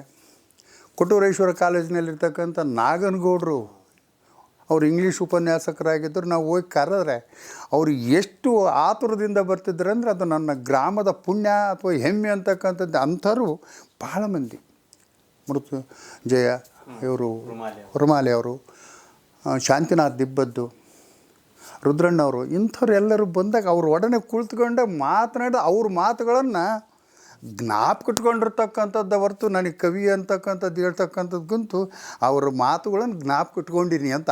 ಶಾಲಾ ಶಿಕ್ಷಣಕ್ಕಿಂತ ಹೆಚ್ಚು ಒಡನಾಟದ ಮೂಲಕ. ಹೌದೌದು. ಅದಕ್ಕೆ ಏನಾಗುತ್ತದೆ, ಭಾರತದ ಭವಿತವ್ಯ ಬದಲಾಗುತ್ತಿಹುದು, ಸ್ನೇಹ ಪ್ರೀತಿಯ ಸೇತುವೆ ತಾ ಕುಸಿಯುತ್ತಿಹುದು. ಭಾರತದ ಭವಿತವ್ಯ ಬದಲಾಗುತ್ತಿಹುದು, ಸ್ನೇಹ ಪ್ರೀತಿಯ ಸೇತುವೆ ತಾ ಕುಸಿಯುತ್ತಿಹುದು. ನಿಮಿಷದಲ್ಲಿ ನಿರ್ಮಾಣ ಸ್ವಾರ್ಥತೆಯ ತಾಣ, ನಿಸ್ವಾರ್ಥ ಸೇವೆಯದು ಆಗಿಹುದು ಗೌಣ. ನನ್ನದೇ ನಡೆಯಬೇಕೆನ್ನುವುದೊಂದೊಂದು ಬಣ, ಬಯಸಿದಷ್ಟು ಹಣ ಕೊಟ್ಟು ಪಡೆವರಾತಾಣ. ಭಾರತದ ಭವಿತವ್ಯ ಬದಲಾಗುತ್ತಿರುವುದು. ಜ್ಞಾನ ಸಾರಿತು ಸಮಾನತೆಯ ಪಾಠ, ದಿನವಿಡಿಯೂ ನಡೆದಿಹುದು ಜಾತಿ ಜಾತಿಗಳ ಹೋರಾಟ. ಎಲ್ಲಿ ನೋಡಿದೊಡ ಅಲ್ಲಿ ಕ್ರಾಂತಿಯ ಕೂಗಾಟ, ಸತ್ಯದ ಬದುಕಿಲ್ಲಿ ಕನಸಿನ ಕೂಟ. ಭಾರತದ ಭವಿತವ್ಯ ಬದಲಾಗುತ್ತಿರುವುದು. ಸತ್ಯ ಧರ್ಮದ ಮಾತು ಪುಸ್ತಕಕ್ಕೆ ಸ್ಥಿರವಾಯಿತು, ಮತ್ಸರದ ಬದುಕಿಲ್ಲಿ ಮಸ್ತಕದಿ ನೆಲೆಯಾಯಿತು. ಧರ್ಮತಾ ಸ್ವರಗಿವುದು ಇದ ಕಂಡು ಸೋತು, ಜ್ಞಾನಿಗಳ ಮಾತಿಲ್ಲಿ ತಾ ಮೂಕವಾಯಿತು. ಭಾರತದ ಭವಿತವ್ಯ ಬದಲಾಗುತ್ತಿರುವುದು. ಏನೆಲ್ಲ ಹೇಳಿದೆವು, ಏನೆಲ್ಲ ಕೇಳಿದೆವು, ಆದರೆ ಸತ್ಯಕ್ಕಾಗಿ ಮೊದಲು ನಮ್ಮೊಳೇ ಇಲ್ಲ ಒಲವು. ಸುಸ್ವರದಿ ಹಾಡುವ ಕೋಗಿಲೆಗೆ ಮೊದಲಿಲ್ಲ ತನ್ನದಾದ ಠಾವು. ನನ್ನ ಕಾವ್ಯನಾಮ ಕೋಗಿಲೆ ಅಂತಕ್ಕಂಥದ್ದು. ಇದನ್ನು ಇವತ್ತಿನ ಪರಿಸ್ಥಿತಿಯಲ್ಲಿ ಕಂಡದ್ದನ್ನು ಈ ಅನುಭಾವಿಗಳು ಬಂದಾಗ ಒಂದೊಂದೇನು ಬಿಟ್ಟು ಹೋಗಿದ್ರಲ್ಲ ಅವುಗಳನ್ನು ಕೂಡಿಸ್ಕೊಂಡಿದ್ದೀನಿ ಅಷ್ಟೇ. ಇದರಲ್ಲಿ ನನ್ನ ಸಾಹಿತ್ಯ ಮತ್ತು ಅದರಲ್ಲಿ ಏನಿಲ್ಲ. ನುಡಿಗಳನ್ನು ಆದರೆ ಭಾಳ ಸೊಗಸಾದಂಥ ಕವಿತೆ. ಯಾಕಂದ್ರೆ ಸರ್, ಇದು ಇವತ್ತಿನ ಪರಿಸ್ಥಿತಿ, ಆಧುನಿಕ ಪರಿಸ್ಥಿತಿ ಒಳಗೆ ಯುವ ಪೀಳಿಗೆ ದಿಕ್ಕು ತಪ್ತಾ ಇದ್ದಾರೆ. ಇವತ್ತು ಭಾಳಷ್ಟು ಸ್ವಾರ್ಥಪರವಾದಂಥ ಒಂದು ಚಿಂತನೆಗಳು ಆಗ್ತಾ ಇದಾವೆ. ಏನೇ ಒಂದು ಕಾರ್ಯವನ್ನು ಮಾಡಿದರೂ ಕೂಡ ಪ್ರತಿಫಲಾಪೇಕ್ಷೆಯನ್ನು ಬೇಡ್ತಾರೆ. ಇಂಥ ಒಂದು ಇದ್ರ ಮಧ್ಯದಲ್ಲಿ ಇಂಥ ಒಂದು ಜಗತ್ತಿನ ಒಂದು ಸಂದರ್ಭದೊಳಗೆ ಮತ್ತೆ ಒಳ್ಳೆಯತನವನ್ನು ನಾವು ಬಯಸ್ತಕ್ಕಂಥದ್ದು ಸಹಜವಾಗಿರ್ತಕ್ಕಂಥದ್ದು. ಭಾಳ ಸುಂದರವಾದಂಥ ಕವಿತೆ ಸರ್ ಅದು. ಸರ್, ತಾವು ಸಂಗೀತ ಸೇವೆಯೊಳಗೂ ಕೂಡ ಸಾಕಷ್ಟು ಸಂಗೀತಗಾರರನ್ನ ತಮ್ಮ ಊರಿಗೆ ಕರೆಸಿದಿರಿ. ಸಾಕಷ್ಟು ಏನು ಗುರುಸಿದ್ಧ ಸ್ವಾಮಿಗಳವರ ಸ್ಮರಣಾರ್ಥ ಏನು ತಮ್ಮ ಗ್ರಾಮದಲ್ಲಿ ಪಂಚಾಕ್ಷರಿ ಲಿಂಗೈಕ್ಯ ಪಂಚಾಕ್ಷರಿ ಗವಾಯಿಗಳವರ ಪಾಠಶಾಲೆಯನ್ನು ತೆಗೆದ್ರಿ. ಅದಕ್ಕೇನು ಸರ್ ತಮಗೆ ಪ್ರೇರಣೆ ಸಂಗೀತ ಪಾಠಶಾಲೆಯನ್ನು ತೆರೀಲಿಕ್ಕೆ? ನಮಗೆ ಸಂಗೀತ ಪಾಠಶಾಲೆಯನ್ನು ಪ್ರಾರಂಭ ಮಾಡಲಿಕ್ಕೆ ಗದಗಿನ ಬೀರೇಶ್ವರ ಪುಣ್ಯಾಶ್ರಮದಲ್ಲಿ ಪಂಚಾಕ್ಷರ ಗವಾಯಿಗಳವರ ಪುಣ್ಯಾರಾಧನೆ ಮತ್ತು ರಥೋತ್ಸವ ನಡೀತಲೇ ಇರ್ತಿತ್ತಲ್ಲ, ಅಲ್ಲಿಗೆ ನಾವು ಹೋದಾಗ ಅದನ್ನು ನೋಡಿ ಕೇಳಿ ಇಲ್ಲಿ ನಮ್ಮ ಗ್ರಾಮದಲ್ಲಿ ಮಾಡೋಣ ಅನ್ನೋದನ್ನು ಪಂಚಾಕ್ಷರ ಗವಾಯಿಗಳ ಪುಣ್ಯ ಸ್ಮರಣೀಯ ಸಂದರ್ಭದಲ್ಲಿ ಗುರುಸಿದ್ದಯ್ಯನವರು ನಮ್ಮ ಗ್ರಾಮದ ಹಿರಿಯರು ಸಂಗೀತಗಾರರು, ನಮ್ಮ ಗುರುಗಳು ದೇವರಾಜ ಗವಾಯಿಗಳಿಗೆ ಪಾಠ ಹೇಳಿದರು ಅವರು. ಹೌದು, ಕರ್ನಾಟಕದ ಪ್ರಸಿದ್ಧ ವಾಯಲಿನಿಸ್ಟು ಒಂದು ಸಾಲು ಏನಿದೆ ಇಲ್ಲ, ಆ ಸಾಲಿನಲ್ಲಿ ಒಬ್ಬ ಪ್ರಮುಖರಾಗಿರ್ತಕ್ಕಂಥ ನನ್ನ ಗೆಳೆಯರಾಗಿರ್ತಕ್ಕಂಥ ಈಶ್ವರ್ ಮೋರ್ಗೇರಿ ಅವರು, ಅವರಿಗೂ ಗುರುಗಳವರು ಗುರುಸಿದ್ದಜ್ಜರು. ಆ ಸ್ಮರಣಾರ್ಥವಾಗಿ ಅವರು ಕಾರ್ಯಕ್ರಮ ಮಾಡ್ತಿದ್ವಿ. ಆ ಕಾರ್ಯಕ್ರಮವನ್ನು ಮಾಡುವಾಗ ಪುಟ್ಟರಾಜ ಗವಾಯಿಗಳವರಿಗೆ ಕನಕ ಪುರಂದರ ಪ್ರಶಸ್ತಿ ಲಭ್ಯ ಆಗಿತ್ತು. ಆ ಸಂದರ್ಭದಲ್ಲಿ ಗುರುಗಳನ್ನು ಗ್ರಾಮದ ಎಲ್ಲರೂ ಭಕ್ತಿಯಿಂದ ಹೋಗಿ ಭಿನ್ನಹ ಮಾಡಿ, ಆಗ ಗುರುಗಳಿಗೆ 50ನೇ ತುಲಾಭಾರ ಕೋಗಳಿಯಲ್ಲಿ ಮಾಡಿದ್ದು. ಗಾನಯೋಗಿ ಶಿವಯೋಗಿ ನಾಡನಾಥರ ಆಧಾರ ಸಿಂಧು, ನಡೆದಾಡುವ ಮಾತನಾಡುವ ದೇವರು, ಶರಣ ಮೆಟ್ಟಿದ ನೆಲವೇ ಸುಕ್ಷೇತ್ರ ಅನ್ನುವ ವಚನಕಾರರ ಇದರಂತೆ ಪುಟ್ಟರಾಜ ಗವಾಯಿಗಳವ್ರ ಪಾದ ಸ್ಪರ್ಶ ಕೋಗಳಿಗೆ ಸ್ಪರ್ಶವಾಗಿ ಅವರು ಲಿಂಗಾರ್ಚನೆಯನ್ನು ಮಾಡಿದ ಪುಣ್ಯ ಫಲದಿಂದ ನಮ್ಮ ಗ್ರಾಮದಲ್ಲಿ ಸಂಗೀತ, ಸಾಹಿತ್ಯ, ಧಾರ್ಮಿಕ ಕಾರ್ಯಗಳು ನಡಿಬೇಕಾದ್ರೆ ಅದರ ಹಿನ್ನೆಲೆಯ ಒಂದು ಆಶೀರ್ವಾದ ಇದೆ ಅಂತಕ್ಕಂಥದ್ದನ್ನು ನಾನು ಭಾವಿಸ್ತೇನೆ. ಭಾಳ ಅದ್ಭುತವಾದ ಪುಟ್ಟರಾಜ ಗವಾಯಿಗಳು ಬಂದು ತಮ್ಮ ಗ್ರಾಮಕ್ಕೆ ಬಂದಾರಂದರೆ ನಿಜವಾಗ್ಲೂ ಭಾಳ ಸಾರ್ಥಕವಾಗಿರುತ್ತೆ. ಯಾಕಂದರೆ ಇವತ್ತು ಸಾವಿರಾರು ಶಿಷ್ಯರು ಅವರ ಹೆಸರಿನಲ್ಲೇ ತಮ್ಮ ಬದುಕನ್ನು ಕಂಡುಕೊಂಡಂಥದ್ದು ಕೂಡ ಹೌದು. ಅದ್ರ ಜೊತೆಗೆ ತಾವು ಸಂಗೀತ, ಸಾಹಿತ್ಯ, ಸಾಂಸ್ಕೃತಿಕ ವಲಯವನ್ನು ಕೂಡ ನಿಮ್ಮ ಗ್ರಾಮದಲ್ಲಿ ಬೆಳೆಸಿದಿರಿ. ಒಂದು ಸಣ್ಣ ವಿರಾಮವನ್ನು ತೆಗೆದುಕೊಂಡು ಮತ್ತೆ ತಮ್ಮ ಜೊತೆ ಒಂದಿಷ್ಟು ವಿಚಾರಗಳನ್ನು ಹಂಚಿಕೊಳ್ಳೋಣ ಸರ್. ವೀಕ್ಷಕರೇ, ಈಗೊಂದು ವಿರಾಮ ತೆಗೆದುಕೊಂಡು ಮತ್ತೆ ಕಾರ್ಯಕ್ರಮಕ್ಕೆ ಚರ್ಚೆಯನ್ನು ಮುಂದುವರ್ಸೋಣ. ಈಗೊಂದು ಸಣ್ಣ ವಿರಾಮ.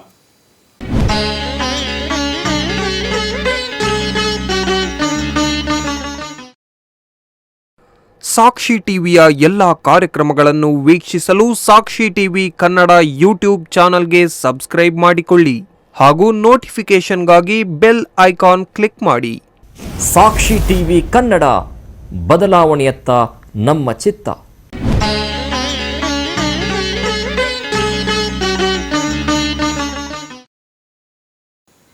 ವಿರಾಮದ ನಂತರ ಮತ್ತೊಮ್ಮೆ ಚರ್ಚೆಗೆ ಸ್ವಾಗತವನ್ನು ಬಯಸ್ತಾ ಇದ್ದೀನಿ. ಪಂಪಣ್ಣ ಸರ್, ತಾವು ಈಗಾಗಲೇ 75 ವರ್ಷಕ್ಕೆ ಕಾಲಿಟ್ಟಿದ್ದೀರಿ. ನೀವು ರಂಗಭೂಮಿ ಕಾಲಿಟ್ಟಂಥ ಸಂದರ್ಭದಿಂದ ಹಿಡಿದು ಇಲ್ಲಿವರೆಗೂ ಕೂಡ ತಮ್ಮ ಸಮಕಾಲೀನರು. ಯಾಕಂದರೆ ಬಳ್ಳಾರಿ ಜಿಲ್ಲೆ ಅಂದರೆ ರಂಗಭೂಮಿಗೆ ವಿಶೇಷವಾಗಿರ್ತಕ್ಕಂಥ ಆಸಕ್ತಿಯನ್ನು ಇರ್ತಕ್ಕಂಥದ್ದು, ದೊಡ್ಡ ಹೆಸರನ್ನು ಕೊಟ್ಟಿರ್ತಕ್ಕಂಥ ಬಳ್ಳಾರಿ ಜಿಲ್ಲೆ ಬೇರೆ ಬೇರೆ ಕಾರಣದಿಂದ ಹೆಸರಾಗಿರ್ಬೋದು. ಆದರೆ ರಂಗಭೂಮಿಗೆ, ಸಾಹಿತ್ಯ ಆಸಕ್ತಿಗೆ ಭಾಳ ವಿಶೇಷವಾಗಿರ್ತಕ್ಕಂಥ ಒಂದು ಸ್ಥಾನಮಾನವನ್ನು ಕಲ್ಪಿಸಿಕೊಟ್ಟಿರ್ತಕ್ಕಂಥ. ಯಾಕಂದರೆ ಬಳ್ಳಾರಿ ರಾಘವರ ಪ್ರಶಸ್ತಿಯನ್ನು ತಾವು ಪಡೆದಿದ್ದೀರಿ. ಅವರು ಏನು ಅವತ್ತಿನ ಕಾಲದಲ್ಲಿ ಸಾಕಷ್ಟು ಅಭಿನಯಗಳನ್ನು ಮಾಡಿರ್ತಕ್ಕಂಥದ್ದು. ಇವತ್ತಿಗೂ ಕೂಡ ಡಾಕ್ಟರ್ ಮುನ್ಸೂರು ಸುಭದ್ರಮ್ಮನವರು ಕೂಡ ಬಳ್ಳಾರಿಯಲ್ಲಿ ವಾಸ್ತವ ಇರ್ತಕ್ಕಂಥವ್ರು ಕೂಡ ಇದ್ದಾರೆ. ಹಾಗೆ ಮುರಮ್ನಳ್ಳಿ ನಾಗರತ್ನಮ್ಮನವರು ಕೂಡ ಇದ್ದಾರೆ. ಅವ್ರ ಜೊತೆಗೆ ಎಲ್ಲರ ಜೊತೆನೂ ತಾವು ಪಾತ್ರ ಮಾಡಿದಿರಿ. ನಿಮ್ಮ ಸಮಕಾಲೀನರ ಇವತ್ತು ಇರ್ತಕ್ಕಂಥದ್ದು ಮತ್ತು ನೀವು ಬಳ್ಳಾರಿ ಜಿಲ್ಲೆಗೆ ಆ ರಂಗಭೂಮಿ ಏನು ಕೊಡುಗೆ ಕೊಟ್ಟಿದೆ ಅಂತಕ್ಕಂಥದ್ದನ್ನು ಒಂದಿಷ್ಟು ವಿವರಣೆಯನ್ನು ಹೇಳ್ರಿ ಸರ್ ದಯವಿಟ್ಟು. ರಂಗಭೂಮಿಗೆ ಕೊಡುಗೆಯನ್ನು ಕೊಟ್ಟಿರ್ತಕ್ಕಂಥದ್ದು ಬಳ್ಳಾರಿ ಜಿಲ್ಲೆ ಕಲೆಗೆ ತನ್ನ ಮಾತೃ ಸ್ಥಾನವನ್ನು ಕೊಡ್ತದೆ. ಕಾರಣ ಏನಂದರೆ, ಅನೇಕ ವಿದ್ವಾಂಸರ ವಿಮರ್ಶೆಯಂತೆ ಸಂಗೀತ, ಸಾಹಿತ್ಯ, ಲಲಿತ ಕಲೆಗಳಿಗೆ ಆಶ್ರಯವನ್ನು ಕೊಟ್ಟದ್ದು ವಿಜಯನಗರದ ಅರಸರು. ಆ ಅರಸು ಪರಂಪರೆಯ ಒಡನಾಟದ ಆ ನೆಲದಲ್ಲಿರ್ತಕ್ಕಂಥ ಆ ಜಿಲ್ಲೆ. ಅಲ್ಲಿ ಗಮಕ ಕಲಾನಿಧಿಯಾಗಿರ್ತಕ್ಕಂಥ ಜೋಳದರಾಸೆ ದೊಡ್ಡನಗೌಡರು, ಸಂಗೀತ ದಿಗ್ಗಜರಾಗಿರ್ತಕ್ಕಂಥ ಸಿಡಿಗನ್ಮಳಿ ಚಂದ್ರಯ್ಯನವರು, ಆಮೇಲೆ ಆಂಧ್ರದಲ್ಲಿ ಹುಟ್ಟಿದ್ರು ಬಳ್ಳಾರಿಯಲ್ಲಿ ಬೆಳೆದಿರ್ತಕ್ಕಂಥ ರಾಘವರು ಸ್ವತಂತ್ರ ಪೂರ್ವದಲ್ಲಿ ಶೇಕ್ಸ್ಪಿಯರ್ ನಾಟಕಗಳನ್ನು ಹೊರದೇಶಗಳಲ್ಲಿ, ಹೊರ ರಾಷ್ಟ್ರಗಳಲ್ಲಿ ಕೂಡ ಇದನ್ನು ಮಾಡಿ ಬಳ್ಳಾರಿಗೆ ಒಂದು ತನ್ನ ಕೀರ್ತಿಯನ್ನು ತಂದು ಕೊಟ್ಟಿರ್ತಕ್ಕಂಥವ್ರು ಯಾರು? ರಾಘವರು, ಕಲಾಪ್ರಪೂರ್ಣ ರಾಘವರು.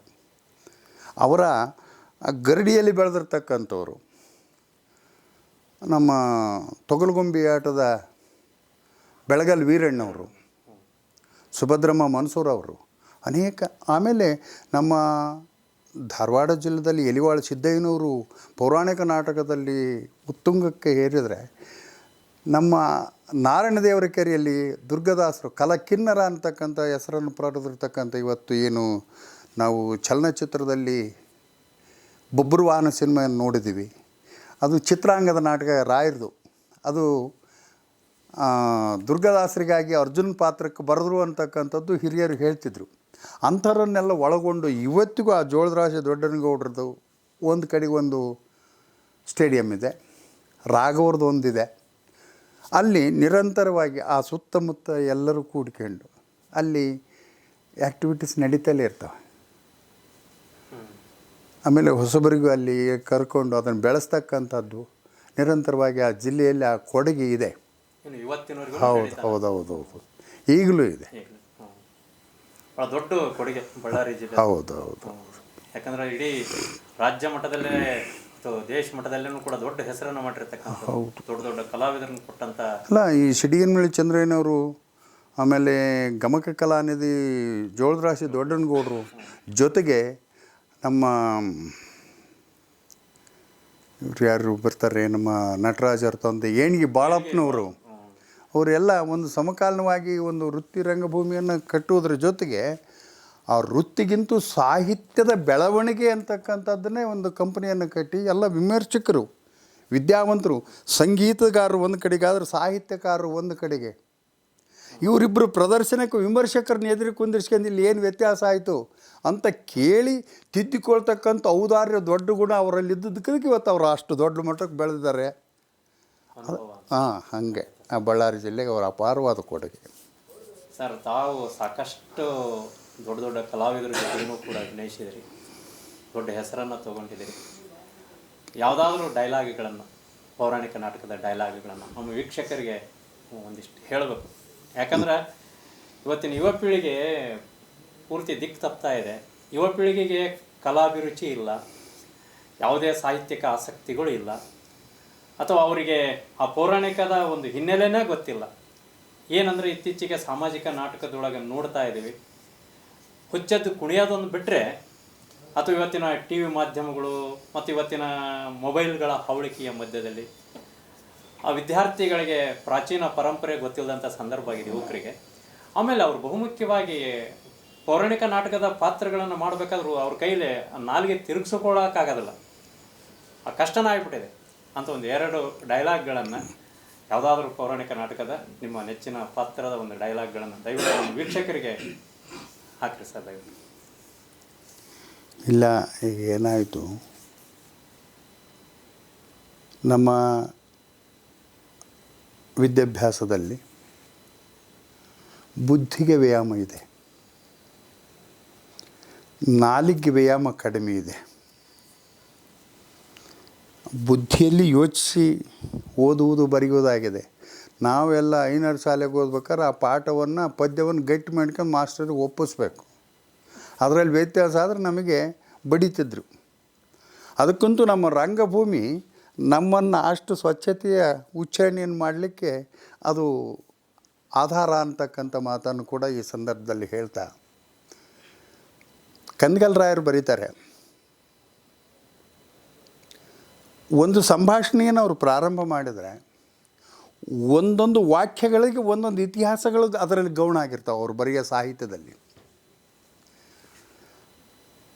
ಅಶ್ವತ್ಥಾಮ ನಿಸರ್ಗದ ಮಡಿಲ ಮಧ್ಯದಲ್ಲಿ ನಿಂತು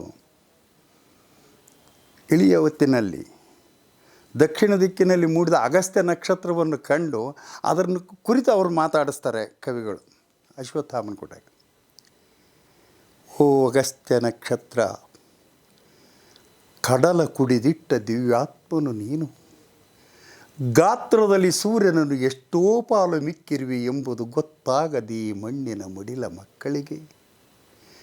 3 ಪಾದಗಳಿಂದ ಮೂಲೋಕಗಳನ್ನೇ ಆಕ್ರಮಿಸಿದ ಆ ತ್ರಿವಿಕ್ರಮನು ಕೇವಲ ಕೂಸು ನಿನ್ನ ಕಣ್ದಿಟ್ಟಿಗೆ. ಓ ಮಹತೋ ಮಹಿಮನೆ, ನಿನ್ನೆದೆಯೊಳು ಮಲಗಿರುವ ಅಗ್ನಿರಸ ಕಡಲನ್ನೇ ಕೆರಳಿಸಿ ನನ್ನನ್ನು ಆಶೀರ್ವದಿಸು. ಬಿರುಗಾಳಿಗೆ ಭೋರ್ಗರಿವ ಸಪ್ತ ಶರದಿಗಳನ್ನೇ ನಿನ್ನೆದೆಯುಸುರಿನಿಂದ ಕೆರಳಿಸಿ ಎನ್ನೆದೆಯೊಳ ಗುರುಳಿಸು. ಗುಡುಗು ಮಿಂಚುಗಳ ಸಂಚಯ ಮಾಡೆನ್ನೆದೆಯೊಳಗೆ ನಿನ್ನೆದೆಯ ಸಿರಿಯ ಸುರಿಸಿ. ಓ ಎನ್ನ ತಂದೆಯೇ, ಗುರುದೇವ ದ್ರೋಣಾರ್ಯರೇ, ಕಪಟತನದಿಂದ ನಿಮ್ಮಂ ಕೊಂದ ಕೌಂತಿಯರ ಕಣ್ಣೀರಿನಿಂದ ನಿಮಗೆ ದುಃಖಾಸ್ತ್ರುಗಳನ್ನರ್ಪಿಸುವೆನಲ್ಲದೆ ಬರಿಯ ಕಣ್ಣೀರಿನಿಂದ ದುಃಖಾಸ್ತ್ರುಗಳನ್ನರ್ಪಿಸಲಾರೆ. ಪಾಂಡವ ರಕ್ತ ಮಾಂಸ ಮಜ್ಜಾದಿಗಳಿಂದ ನಿಮಗೆ ಪಿಂಡ ಪ್ರದಾನ ಮಾಡುವೆನಲ್ಲದೆ ಬರಿಯ ಪಿಂಡ ಪ್ರದಾನ ಮಾಡಲಾರೆ. ಕೆಂಪನೋ ಕರಿಪ ನರಮೇಧ ಯಜ್ಞ ರಂಗದಲ್ಲಿ ಪಾಂಡವರ ಮಿದುಳ ಮಲ್ಲಿಗೆಯನ್ನು ಕೌರವೇಶನ ಕೊರಳಿಗೆ ಹಾಕುವೆನು ಜಯ ಜಯಕಾರದಲ್ಲಿ. ಈ ಮಾತಿಗೆ ಸಾಕ್ಷಿಯಾಗಿರಲಿ ದಕ್ಷಿಣ ದಿಕ್ಕಿನಲ್ಲಿ ಮೂಡಿದ ಅಗಸ್ತ್ಯ ನಕ್ಷತ್ರ. ಇದು ರಾಯದ ರಕ್ತರಾತ್ರಿ ನಾಟಕದಲ್ಲಿ ಅಶ್ವತ್ಥಾಮನ ಪ್ರಥಮ ಒಂದು ಸಂಭಾಷಣೆ. 25ರ ಈ ವಯಸ್ಸಿನಲ್ಲೂ ಕೂಡ ಸುಂದರವಾದಂಥ ಒಂದು ಪಾತ್ರವನ್ನು ಕಣ್ಣಿಗೆ ಕಟ್ಟುವಂತೆ, ಇನ್ನು ಯಾವ ಪರಿಕರಗಳಿಲ್ಲದೇ ಇಷ್ಟೆಲ್ಲ ಮಾಡಿದಿರಿ. ತಾವು ನಿಜವಾಗ್ಲೂ ಆ ಒಂದು ಪಾತ್ರಕ್ಕೆ ಒಂದು ಜೀವಂತಿಕೆಯನ್ನು ಕೊಟ್ಟಂಥ ಒಂದು ಸಂದರ್ಭನೂ ಕೂಡ ಕವಿ ಕೂಡ ಆ ಕಲ್ಪನೆಯನ್ನು ಇಟ್ಟುಕೊಂಡು ಬರೆದಂಥದ್ದು, ಅದನ್ನು ಮತ್ತೆ ಪಾತ್ರದ ಮೂಲಕ ಒಂದು ಜೀವಂತಿಕೆಯನ್ನು ಕೊಡ್ತಕ್ಕಂಥದ್ದು ಇದೆಯಲ್ಲ, ನಿಜಕ್ಕೂ ಒಂದು ಔದಾರ್ಯವಾಗಿರ್ತಕ್ಕಂಥದ್ದು.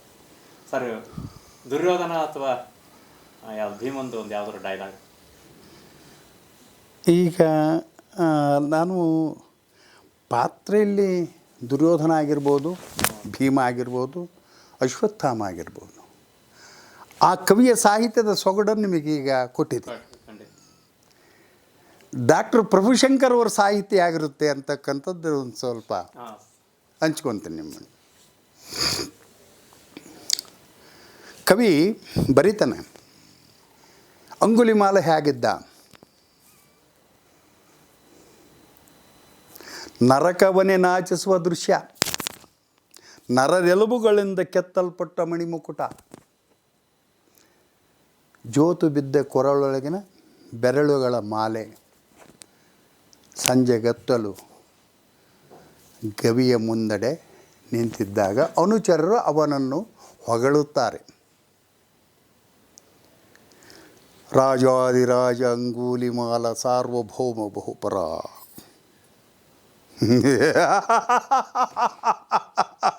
ನಾನಲ್ತೆ ಸಾರ್ವಭೌಮ ಇಹಲೋಕ ಚಕ್ರವರ್ತಿ, ನರರೆದೆಯು ಮಣಿಯುವು ರಾಜಂಗೆ. ರಾಜರೋ, ನಾ ಬರುವ ಶುಭವಾರ್ತೆಯನ್ನು ಕೇಳಿದೊಡನೆ ಗಡಗಡನೆ ನಡುಗುತ್ತಾ ಕೊಡಲ್ಪಟ್ಟ ಕಪ್ಪ ಕಾಣಿಕೆಗಳನ್ನು ಕರೆದುಗಳು ಪಿಡಕೊಂಡು ಅರಗನ್ನು ಹೊರತೆಗೆದು ಮೃತ್ಯುವನ್ನು ಕಂಡಂತೆ ಚೀರುವರು. ಕೈ ಬೆರಳುಗಳ ಮೊರೆ ಮಾಡಿ ನಿಂತು ನನ್ನನ್ನು ಓರೆಗಣ್ಣಿನಿಂದ ನೋಡಿ ಸರಿದು ದೂರ ಹೋಗುವರು.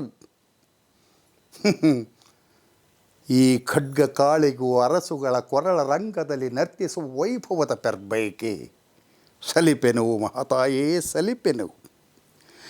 ರಾಜ್ಯವನ್ನು, ಕೋಶವನ್ನು, ಪದವಿ ವೈಭವಗಳನ್ನು ಅನಿತೇಕೆ ತೃಣಕಣವನೊಂದನು ಒಲ್ಲೆನ. ಒಂದೇ ಒಂದು ಬಯಕೆ, ನರಶಿರವ ಚಂಡಾಡಿ ನಿನ್ನಡಿಯಲೀಲಾಡಿ ನೋಡಿ ಸುಖಿಸುವ ಬಯಕೆ. ನನಗೆ ಸ್ವರ್ಗವೇ ಪ್ರಿಯವೆನಿಸುತ್ತಿದೆ. ಇರುತ್ತಾಯಿ ಒಂದಿರಲಿ ಬಳಿಕ ಮಾರಣ ಹೋಮ. ಏನಿತೋ ರಾಜರ ಶಿರಗಳ ದಾಸವಾಳಗಳ ಪೂಜೆ ಸಲ್ಲುವುದು ನಿನ್ನ ಪದತಲಕ್ಕೆ. ನಾಳೆಯೇ ಸಾವತ್ಯ ಆಕ್ರಮಣಕ್ಕೆ ಶುಭ ಮುಹೂರ್ತ, ಮಹಾನವಮಿ. ಇದು ಡಾಕ್ಟರ್ ಪ್ರಭುಶಂಕರ್ ಅವರು ಅಂಗುಲಿಮಾಲಕ್ಕೆ ಬರೀತಾರೆ. ಹೌದು, ಶಾಂತಿಪ್ರಿಯ ಬುದ್ಧನಿಗೆ ಭಾಳ ಸೊಗಸಾಗಿರ್ತಕ್ಕಂಥ ಪಾತ್ರಗಳು ಮಾಡಿ. ಸರ್, ತಮಗೆ ಪ್ರಶಸ್ತಿಯಲ್ಲಿ ಅದು ನಾಟಕ ಅಕಾಡೆಮಿ ಗೌರವ ಪ್ರಶಸ್ತಿನೂ ಕೂಡ ಪಡೆದಿದ್ದರು. ಇತ್ತೀಚೆಗೆ ಮೊನ್ನೆ 2018-19ನೇ ಸಾಲಿನ ಕನ್ನಡ ರಾಜ್ಯೋತ್ಸವ ಪ್ರಶಸ್ತಿಯನ್ನು ಕೂಡ ಪಡೆದಿದೆ. ಈ ಒಂದು ಸಂದರ್ಭದೊಳಗೆ ಬಹಳ ಸಂತೋಷ ಆಗ್ತಾ ಇದೆ ಸರ್. ಈ ವಿಚಾರದಲ್ಲಿ ತಾವು ನಮ್ಮ ವೀಕ್ಷಕರಿಗೆ, ಸಾಕ್ಷಿ ಸಂಪದ, ಸಾಕ್ಷಿ ಟಿವಿಯ ಎಲ್ಲ ವೀಕ್ಷಕರಿಗೆ ಏನು ಹೇಳಲಿಕ್ಕೆ ಇಷ್ಟಪಡ್ತೀರಿ ಸರ್? ದಯವಿಟ್ಟು. ಮಾನ್ಯ ಎಲ್ಲ ಕಲಾಸಕ್ತರೇ, ಕಲಾಬಂಧುಗಳೇ, ರಂಗಭೂಮಿ ಕಲೆ ನಮ್ಮ ಜನ್ಮಸಿದ್ಧ ಹಕ್ಕು. ಅವುಗಳನ್ನು ಉಳಿಸಿ ಬೆಳೆಸ್ಕೊಂಡು ಹೋಗಬೇಕಾಗಿರ್ತಕ್ಕಂಥದ್ದು ನಮ್ಮೆಲ್ಲರ ಕರ್ತವ್ಯ. ಆದರೆ ನಮ್ಮ ಮುಂದಿನ ವಾರಸುದಾರರು ನೀವು. ನಮ್ಮ ನಾಡು, ನಮ್ಮ ಸಂಸ್ಕೃತಿ, ನಮ್ಮ ಕಲೆಯನ್ನು ಬೆಳೆಸುವ ಜವಾಬ್ದಾರಿ ನಿಮಗಿದೆ. ಅದನ್ನು ಬೆಳೆಸ್ರಿ. ಇಲ್ಲಿ ಕೆಲವರು ಹೇಳ್ತಾರೆ ಕಲೆ ನಶಿಸಿ ಹೋಗ್ತದೆ, ಮಕ್ಕಳಿಗೆ ಆಸಕ್ತಿ ಇಲ್ಲ ಅಂತ. ಇಲ್ಲ, ಈ ಮಾತನ್ನು ನಾನು ಒಪ್ಪೋದಿಲ್ಲ. ನಿಸರ್ಗದ ಮಡಿಲಿನಲ್ಲಿ ಋತುಭೇದಗಳು ಬರ್ತಾವೆ.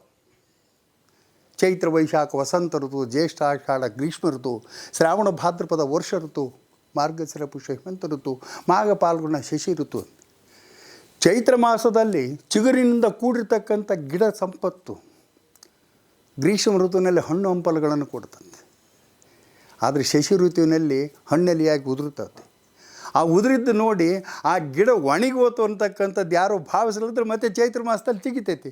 ಅದರಂತೆ ರಂಗಭೂಮಿ ತನ್ನ ಚಿಗುರನ್ನು ಉಳಿಸ್ಕೊಳ್ತಿರ್ತೈತಿ, ಅದು ಉಳಿತೈತಿ ಅಂತಕ್ಕಂಥ ಮಾತನ್ನು ಈ ಸಂದರ್ಭದಲ್ಲಿ ಎಲ್ಲರಿಗೂ ಆ ವಿಶ್ವಾಸದಿಂದ ನಾನು ಅದನ್ನು ಉಳಿತೈತಿ ಅಂತಕ್ಕಂಥ ಭಾವನೆಯನ್ನು ವ್ಯಕ್ತಪಡಿಸ್ತಾ, ನನ್ನ ಈ ಸೇವೆಯನ್ನು ಕಂಡು ಘನ ಸರ್ಕಾರ ಒಂದು ಹೆಮ್ಮೆ. 2017 ಆಗಿರ್ತಕ್ಕಂಥ ನಾಟಕದ ಅಕಾಡೆಮಿ ಪ್ರಶಸ್ತಿಯನ್ನು 25/2/2018 ಬಾಗಲಕೋಟೆಯಲ್ಲಿ ನನಗೆ ಪ್ರದಾನವನ್ನು ಮಾಡಿದರು. ಅದೇ 28ನೇ ತಾರೀಕು ನವಂಬರು 2018 ರಾಜ್ಯೋತ್ಸವ ಪ್ರಶಸ್ತಿ ಆಯಿತು. 2018 ಇವು 2 ಪ್ರಶಸ್ತಿ ದೊರೆತವಂತಂದರೆ ಕಲಾ ಪೋಷಕರು ಮತ್ತು ಕಲಾಭಿಮಾನಿಗಳಾಗಿರ್ತಕ್ಕಂಥ ನಿಮ್ಮೆಲ್ಲರ ಆಶೀರ್ವಾದದ ನಂಟಿನಿಂದ ಈ ಪ್ರಶಸ್ತಿ ಬರ್ತದೆ ಅಂತಕ್ಕಂಥದ್ದು ಭಾಳ ಹೆಮ್ಮೆಯಿಂದ ನಾನು ಹೇಳ್ಕೊಳ್ಳೋಕೆ ಇಷ್ಟಪಡ್ತೀನಿ.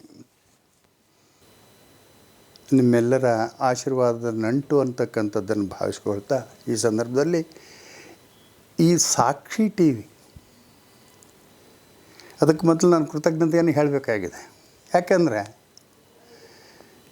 ಯಾರೋ ಸಾಧಕರು ಏನೋ ಸಾಧನೆಯನ್ನು ಮಾಡಿದವರು ಎಲಿಮರಿಯ ಕಾಯಿಯಾಗಿ ತಮ್ಮ ಗ್ರಾಮದಲ್ಲಿ ತಮ್ಮ ಇದರಲ್ಲಿರ್ತಾರೆ. ಅಂಥರನ್ನು ಹುಡುಕಿ ಗ್ರಾಮೀಣ ಪ್ರದೇಶದಲ್ಲಿರ್ಬೋದು, ಪಟ್ಟಣ ಪ್ರದೇಶದಲ್ಲಿರ್ಬೋದು, ಅಂಥರೆಲ್ಲವರು ಹೊರಗೆ ತಂದು ಸಮಾಜಕ್ಕೆ ಅವರನ್ನು ಪರಿಚಯಿಸುವುದರ ಅವರ ಸಾಧನೆ ಮತ್ತು ನೋವುಗಳನ್ನು ಕೂಡ ಸಂತೋಷಗಳನ್ನು ಹಂಚಿಕೊಳ್ಳಲಿಕ್ಕೆ ಅವಕಾಶವನ್ನು ಮಾಡಿಕೊಟ್ಟಿರ್ತಕ್ಕಂಥ ಈ ಏನು ಸಾಕ್ಷಿ ಚಾನಲ್ ಇದೆ ಅದಕ್ಕೆ ನಾನು ಋಣಿಯಾಗಿರುತ್ತೇನೆ. ಈ ಸಂದರ್ಭದಲ್ಲಿ ನಾನು ಕೃತಜ್ಞಪೂರ್ವಕವಾಗಿ ಹೇಳ್ತಾ ಇದ್ದೇನೆ. ಸರ್, ತಾವು ದೂರದ ಊರಿನಿಂದ ದಾವಣಗೆರೆಯ ಈ ಸಾಕ್ಷಿ ಟಿ ವಿ ಏನು ನಮ್ಮ ಸ್ಟುಡಿಯೋಕ್ಕೆ ಬಂದು ನೀವೇನು ಇದುವರೆಗೂ ರಂಗಭೂಮಿಗೆ ಸೇವೆಗೆ ಇದಿರ್ತಕ್ಕಂಥ ಎಲ್ಲ ವಿಚಾರಗಳನ್ನು ನಮ್ಮ ವೀಕ್ಷಕ ವರ್ಗಕ್ಕೆ ನೀಡಿದಿರಿ. ಇವಾಗಲೂ ಭಾಳ ಸಂತೋಷ ಆಗ್ತಾಯಿದೆ.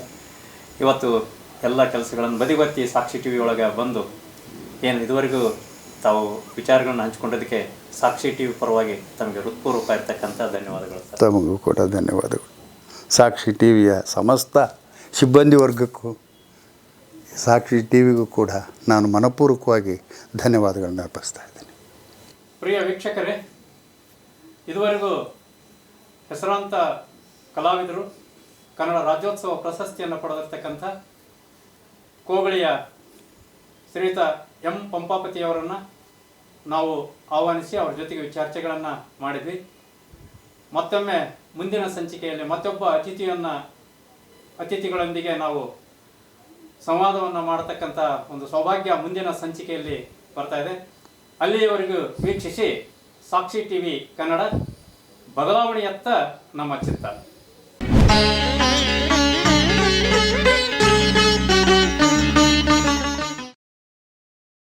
ಸಾಕ್ಷಿ ಟಿವಿಯ ಎಲ್ಲ ಕಾರ್ಯಕ್ರಮಗಳನ್ನು ವೀಕ್ಷಿಸಲು ಸಾಕ್ಷಿ ಟಿವಿ ಕನ್ನಡ ಯೂಟ್ಯೂಬ್ ಚಾನಲ್ಗೆ ಸಬ್ಸ್ಕ್ರೈಬ್ ಮಾಡಿಕೊಳ್ಳಿ ಹಾಗೂ ನೋಟಿಫಿಕೇಷನ್ಗಾಗಿ ಬೆಲ್ ಐಕಾನ್ ಕ್ಲಿಕ್ ಮಾಡಿ.